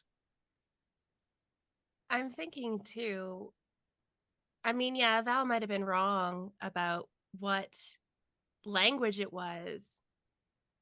But what if Val was wrong about what they thought Periwinkle was saying in that language? Because we have this portal sort of existing over different, ages in the past. I'm wondering if this is just another timey-wimey thing, to the point where maybe there's only specific moments in time where it works. Maybe ancient Greece, Oracle at Delphi kind of time. Maybe at some point during when this dead language was alive. Is that what you say about languages? And then now, maybe there's something about the stars aligning, the time, that Which could would be bring also in the orrery again, right? Again, if you're yeah. talking about planetary alignments and that kind of thing. Yeah. Oh, and hey, way back, the first mask I ever did was Val observing a comet passing overhead. Back in a time when Val would have been speaking Anglo-Norman French. Maybe we can say that same comment is happening now. So are we saying that Val's the problem? Val's the problem. What if Val, have you been into the ancient Greek time? No. Okay. We're watching you. I don't go back that far. But Kemuel has. Absolutely. Yeah. And Treasure by the Treasure transitive property. Yeah. Sort of, yeah. Was dragged there unwillingly, yeah. What if there's also a portion, this is not in the clues, but why not throw it in for funsies? Treasure, you were there when Cyrus and Periwinkle disappeared. As far as we know, Kemuel wasn't there when the actress or model disappeared. But we don't know what Kemuel was getting up to. Yeah, that's true. Maybe there's a part of it that also involves Treasure. I'm just throwing it out there. I'm spaghetti walling here, seeing what sticks. Yeah. Things fall off, they fall off. They don't. And so what we're saying is that we will replicate this ritual, take a portrait of the hunters of Hargrave House, attempt to find the missing people, and walk our way back through the painted door. Yes. Nice. And I think the reason we can do that is because of Treasure. Because Treasure existed in those times that existed. Because we need an anchor. Maybe there was an anchor. Yeah, in every I was going to say room. maybe Treasure's Treasure our anchor. is the anchor. Yeah. Yeah. Mm-hmm. And that might be part of the reason that Cyrus and Portia were so drawn to Kemuel, right? So much wanted him to be a subject. And we all just assumed that it was because, everyone loves Kemuel. Yeah, right. But there was more to it than that. It wasn't Kemuel they wanted, it was Treasure. To be fair, Madame Beaumont wanted to take him as her payment, so yeah. Listen, Treasure and Kemuel look exactly alike. So if everyone had the hots for Kemuel, obviously everyone has the hots for Treasure. But, attitude is important as well. Yeah. It's just dangerous now because it's like, Shoreditch Slugger has Kemuel's attitude. God damn. So, yeah. Anyway, so Anybody want to throw that in, like that whole, like, here's the circumstances into the notes for that particular threat, so you remember for next time, or Well, we gotta whatever. roll it first. Yes, we do. But I would just want to point out something. Y'all don't have to go to the Fragrant Void if you don't want to, because, I'm just saying, you don't have to go, but, depends on how you want to deal with things. I'm just saying, it's like Waitley Camera is its own thing. Because you will not be in London or anywhere on Earth when you go. I mean, Val did kind of promise to get Cyrus and Periwinkle back, so Yes. I think they feel like they are committed. Yes, you are. So, anyway, who wants to roll? Everybody had a hand in adding to this today. So, I mean, like, whoever the hell wants to roll. We voted in the chat. Rob unanimously got the vote. Oh boy. Ah. So, are you sure that's wise? No, not in the slightest. But we're doing it. It's +2. Okay. Let's do this. That's an 8. Hey, the dangerous result is the best result. It is. It is. Thank you. Okay. But you're right. You're absolutely right. So you figured out the circumstances for getting this thing to go. So Treasure definitely has to go because, the circumstances involve Treasure. As usual. That's weird. Okay. And then, of course, Val has volunteered to, do this because he's made a promise. But let's see if you want to take care of the other threat too, and see if y'all want to go to the friggin' void, or if the Seven Mummers is just its own separate thing too. So, yeah, I want to hear how this goes. I did come up with that clue. Okay. If Amanda will allow it. Mm. In honor of the wonderful person who created this and fitting in with the Irish theme. In that vision, going back, seeing Beelzebub, a lock of brilliant orange hair underneath the hood. No. Amazing. Okay. Yeah, so put that in the clues. All right. Start talking. Let's look at the question. All right. So again, the question I is... popped my summary of the resolution, sorry to interrupt, for the Waitley camera into row 105 under resolution on the threats page. Perfect. Yeah, definitely looks like a good summary for how you plan on doing this, because it's going to be fun. Okay, anyway, sorry. Let's go back to the question and thank you for doing that. Seven Mummers. So the resolution question is, why is Beelzebub taking the children? Complexity 6. Resolve this threat by destroying or making a bargain with Beelzebub. And then if you so choose, depending on the clues, yeah, you have 8. What is the identity of Beelzebub? Correctly guess their name. They may be someone in Seven Dials, another side character from a different threat, or someone else entirely. They will give you a choice of one of their instruments as a reward. That's a complexity 2. So, what do you want to use? What do you want to... Any thoughts on the... Because we can do 6 and 2 and Yeah. do 2 flat rolls. Yeah. Or we Yeah. can do like 7 and 1, 1 plus 1, 1 minus 1. If anyone has...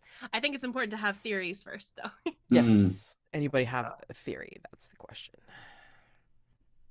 Although bright orange hair would be a good one if we wanted to pursue the identity question. Mm-hmm. But I don't know who that would point to off the top of my head. Who do we know that has orange hair? I mean, a lot of people in Seven Dials will, because they're, Mm-hmm. Irish. Marybelle kind of does. Mhm. So I mean, it could also be someone attempting to frame a local as Mm. Beelzebub. Oh. Oh, can I put I forth have a something? But I I can't have a because tricked I'm up the keeper. theory. Me too. No, And I no. wrote the thing, so I feel like I shouldn't also, but My God, this is terrible. It's like I Both can't. theories. Go. Both theories. Okay, all right. Speak. So mine is like as you were saying, impersonate. What if it is one of the constables wanting to that's blame a good. local, and then they're using a excuse me, a red orange wig to impersonate one of the locals to blame them for stealing the children away. Why? I don't know, but I'm just saying That's a different question. that's a different question. Right. Mine is Matthew, What? the little kid. No. Maybe Matthew had brilliant orange hair. Shit. Maybe he was singing a weird Irish ballad and messing up the lyrics on purpose.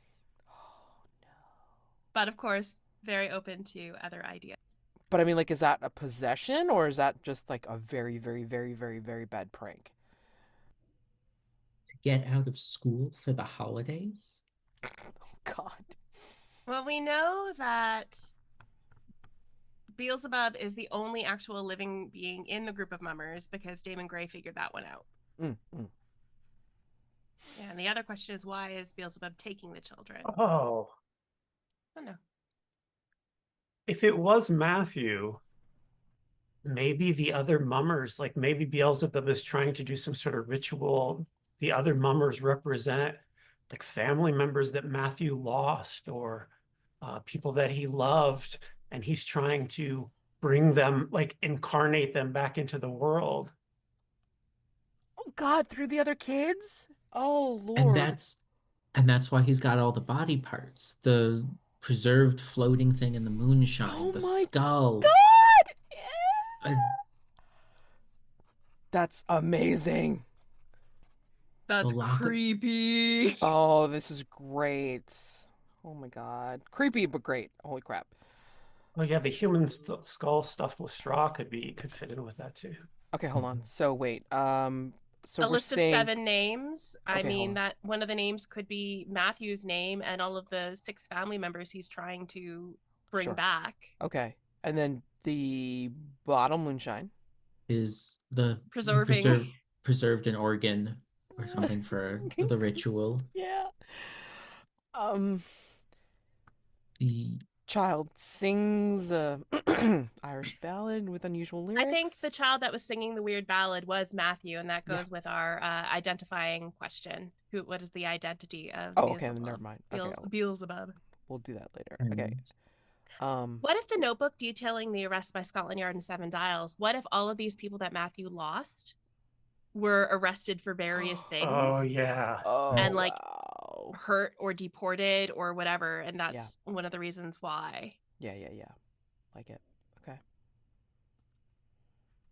Part of the ritual could be the sheet music, maybe?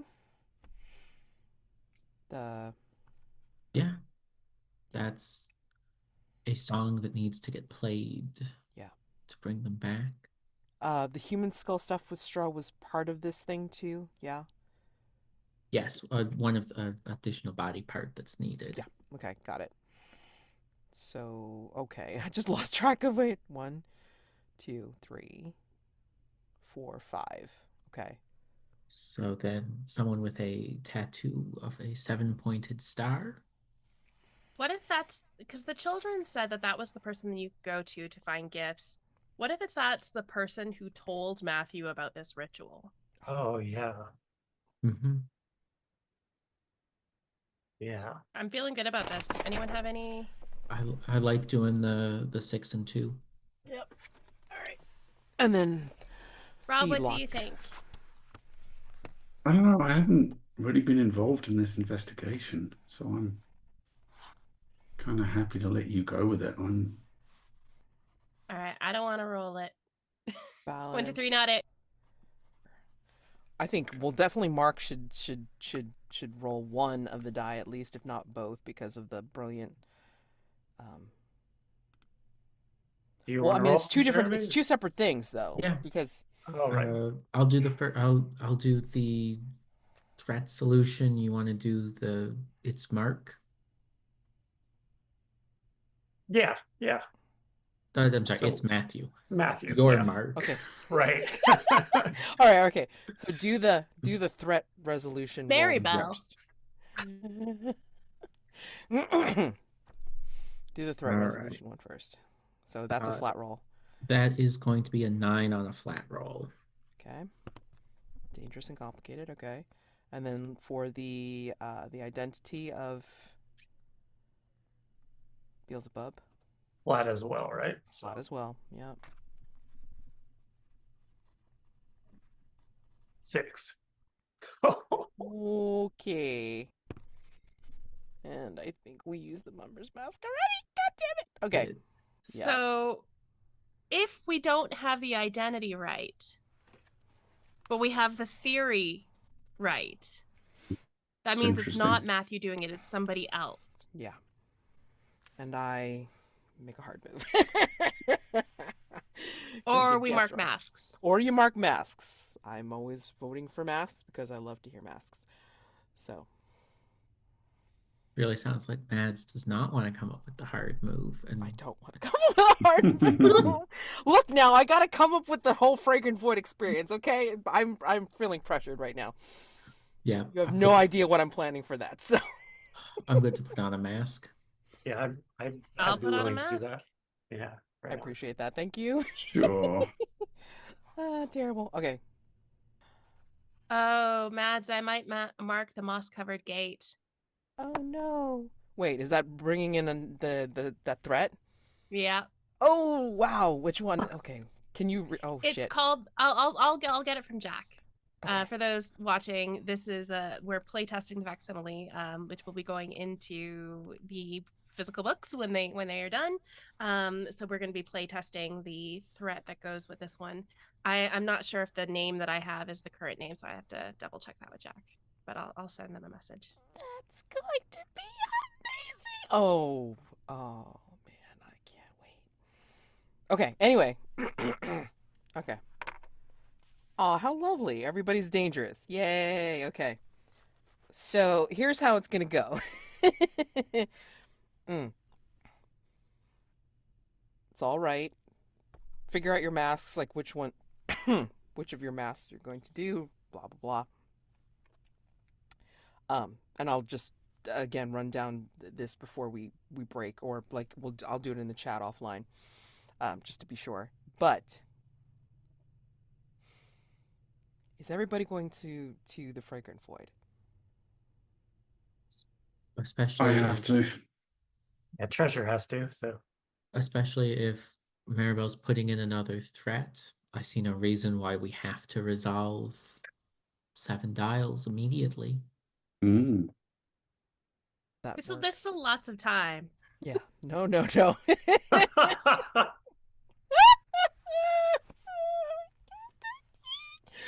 Well, we'll have to see, because it depends on how you guys come out of the Fragrant Void. It's gonna be.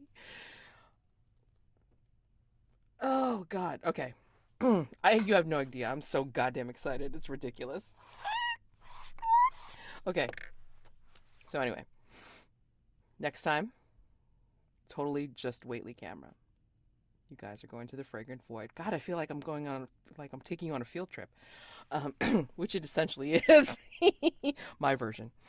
Anyway, Fragrant Void, and then we'll see what happens after that. I'm not even going to think past next episode because I can't.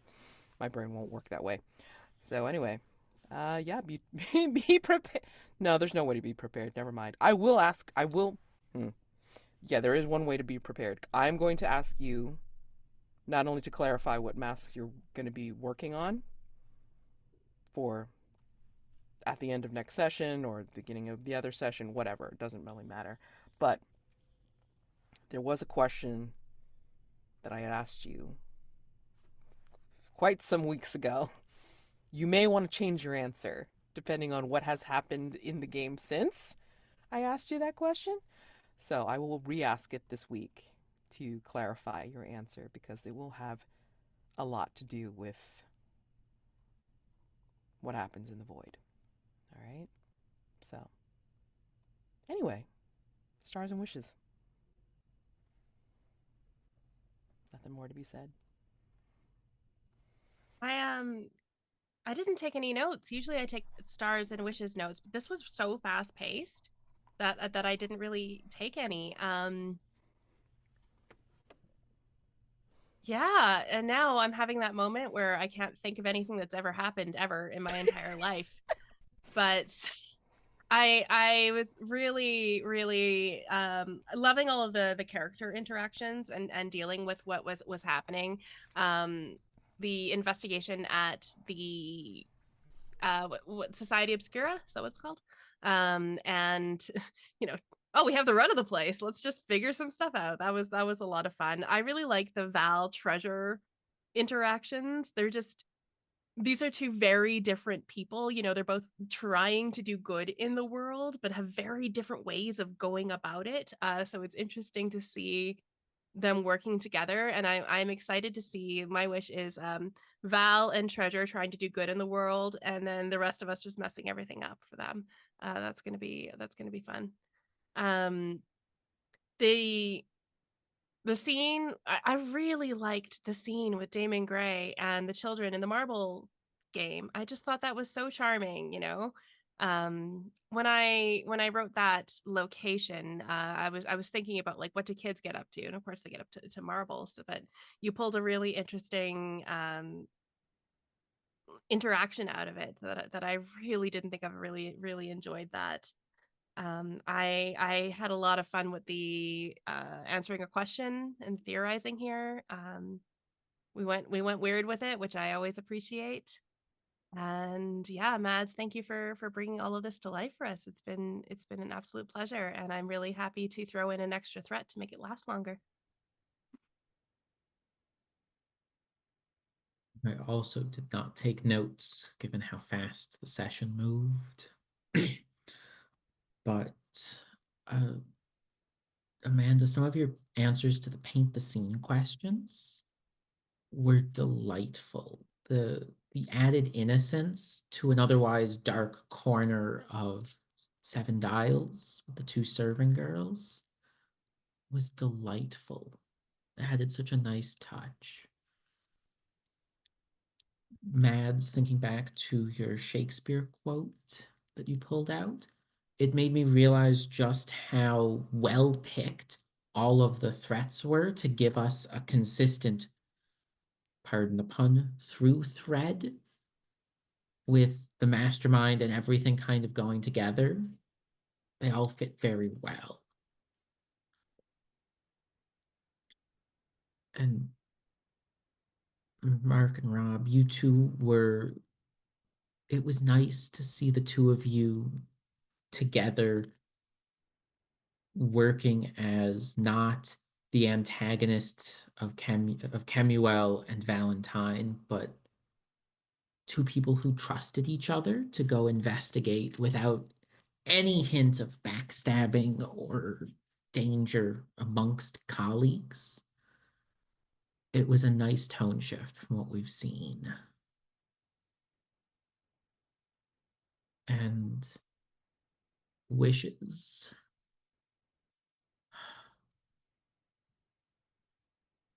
Probably not, but the coven, question mark? As a thought, but no.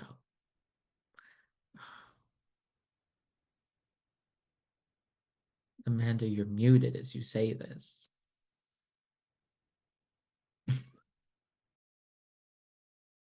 Do it.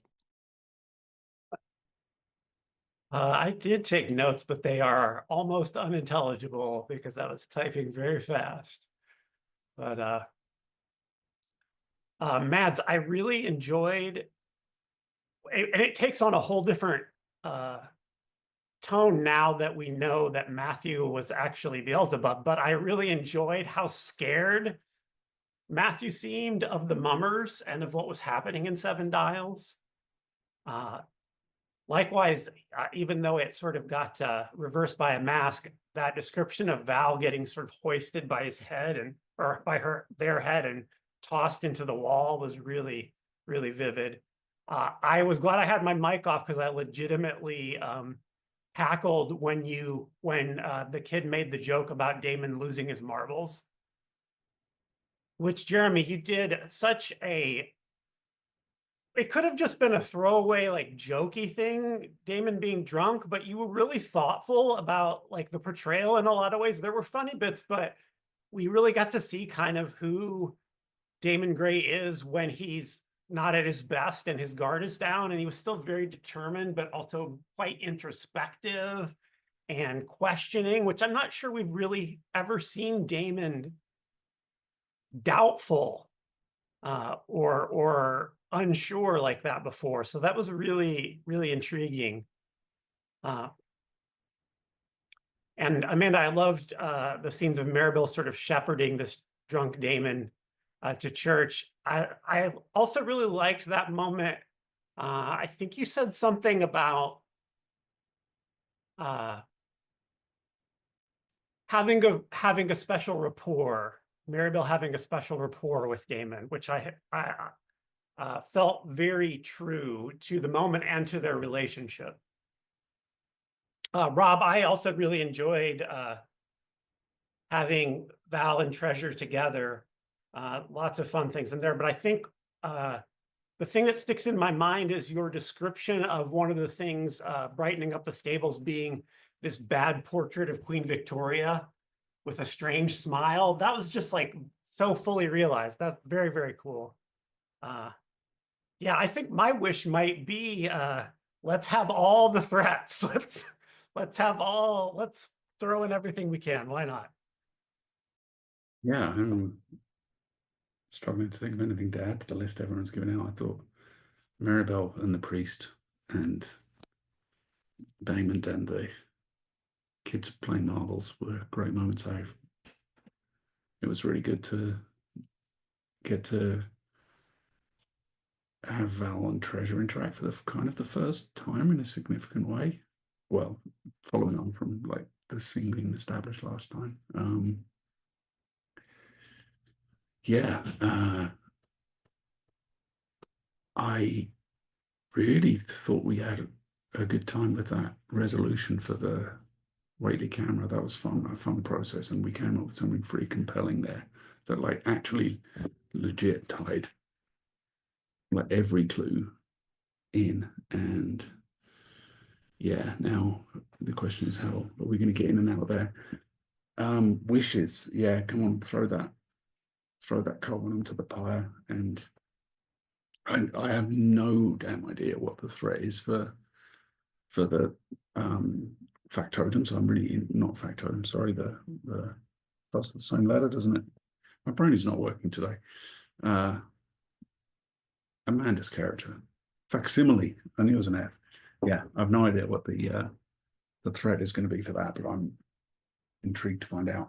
And you know, a big wish is that I'm kind of excited in a weird way to be running out of masks after the two I've got to narrate now. I only have 3 masks left. And one of those being the Blood-Soaked Portal. So yeah, Val's like burning the candle down. That's exciting for a player like me who likes to go out in a fun way. So yeah, and I have a great concept for like how the Blood-Soaked Portal is going to work. So yeah. Sounds weird, but now I'm excited for your character to die. I mean, damn. This is my first campaign. It's like I'd trot out my custom threat and then, like, you know, make you guys do even more. But I won't, because there's going to be a lot to do as it is. So, I mean, you will choose to go out the way you need to go out, Val, and I applaud you, Rob, for just enjoying, the descent into madness and ruin. Yeah, no, that'll be great. I look forward to it because, yeah, Val's been such an interesting character. I mean, like especially with like the time hopping and then like just kind of like the back and forth, and I don't know. I feel excited about it, but I'm also feel terrible because I feel like I haven't challenged Val enough. Even though it's like There's obviously I definitely have because some, yeah, we I've pushed you because obviously I've like pushed you with using up your maths, but there are definitely some aspects of the character I want to push on before hitting that. So yeah, yeah, so like playing into the vows and just resolving the whole situation with Mari and Isabel. Right, that's gotta. yeah. I mean, I'm hoping that you make it because obviously we got so much to do. Yeah, who knows? Go too hard, and I'm gonna use up all those masks in this fragrant void. Yeah, we don't know. We don't know. And then Val comes back as the unquiet. Oh God, Ah, no. ooh, Stuck in the house. Okay. Well, that's a challenge. So we'll see how this goes. Who knows? Oh my God. Let's not think about it, okay? Ah, sure. Throw a spanner in my works. It's okay. It's all right. All right, I can deal with it. It's okay. I've been pivoting so far. So, wow. Yeah, I actually took a lot of notes, but as Mark said, it's like they're somewhat unintelligible. So, yeah, uh, great um, answers to the question. I mean, like putting it all together, like involving like everybody, like putting their 2 cents to $25 in for like how each of the resolutions were going to work. I love it, and goddamn that solution for who Beelzebub is, that was amazing, Mark. So, damn, I love that. I mean, like that is definitely a star for tonight for sure. And then, um, yeah, the just all the little, not philosophical. What am I trying to say? All the little character moments with Daymond. I don't know whether it's because he was drunk or what, or like, just because he ended up having Marybelle with him or what have you. But I mean, like, I just felt like we were seeing a very vulnerable side of Daymond Gray that, um, yeah, I, I think we've seen it before when he's been sober, but even more so because he was like kind of like stumbling through and then like trying to figure out his own role, even as he was fighting with conflict with himself, knowing how bad he is, how flawed he is, but then feeling responsible. So, I mean, I thought that was pretty cool because, you know, you could just as easily have said, well, fuck my responsibility. I mean, like, I've already given Treasure's soul away, so, I'm done. But you haven't. You're asking questions of people to see if you can make sense of it, which I think is interesting. Which, if you didn't care, you wouldn't ask. So, awesome. Awesome work for that. Yeah, for all the paint the scene stuff, I mean, like, I really liked your answers, um, Amanda and Rob. I mean, like, very interesting things that just really showed off some regular moments of people. Like, like sometimes it's fantastic, sometimes it's like it's not, it's things that, are in keeping with the seedy underbelly. And then sometimes it's just like kind of calmer moments that we get to see in these quieter scenes of describing what's going on in the particular location, which I appreciate. So always descriptive, but very tight. So like we never have to worry about, oh, it's kind of like just kind of meandering. No, it's a, I mean, Queen Victoria's portrait. I mean, like the two women in the um, in the circus. I mean, like, or the yard, Neil's yard. I mean, just really awesome stuff. And yeah, yeah, stars for all of it.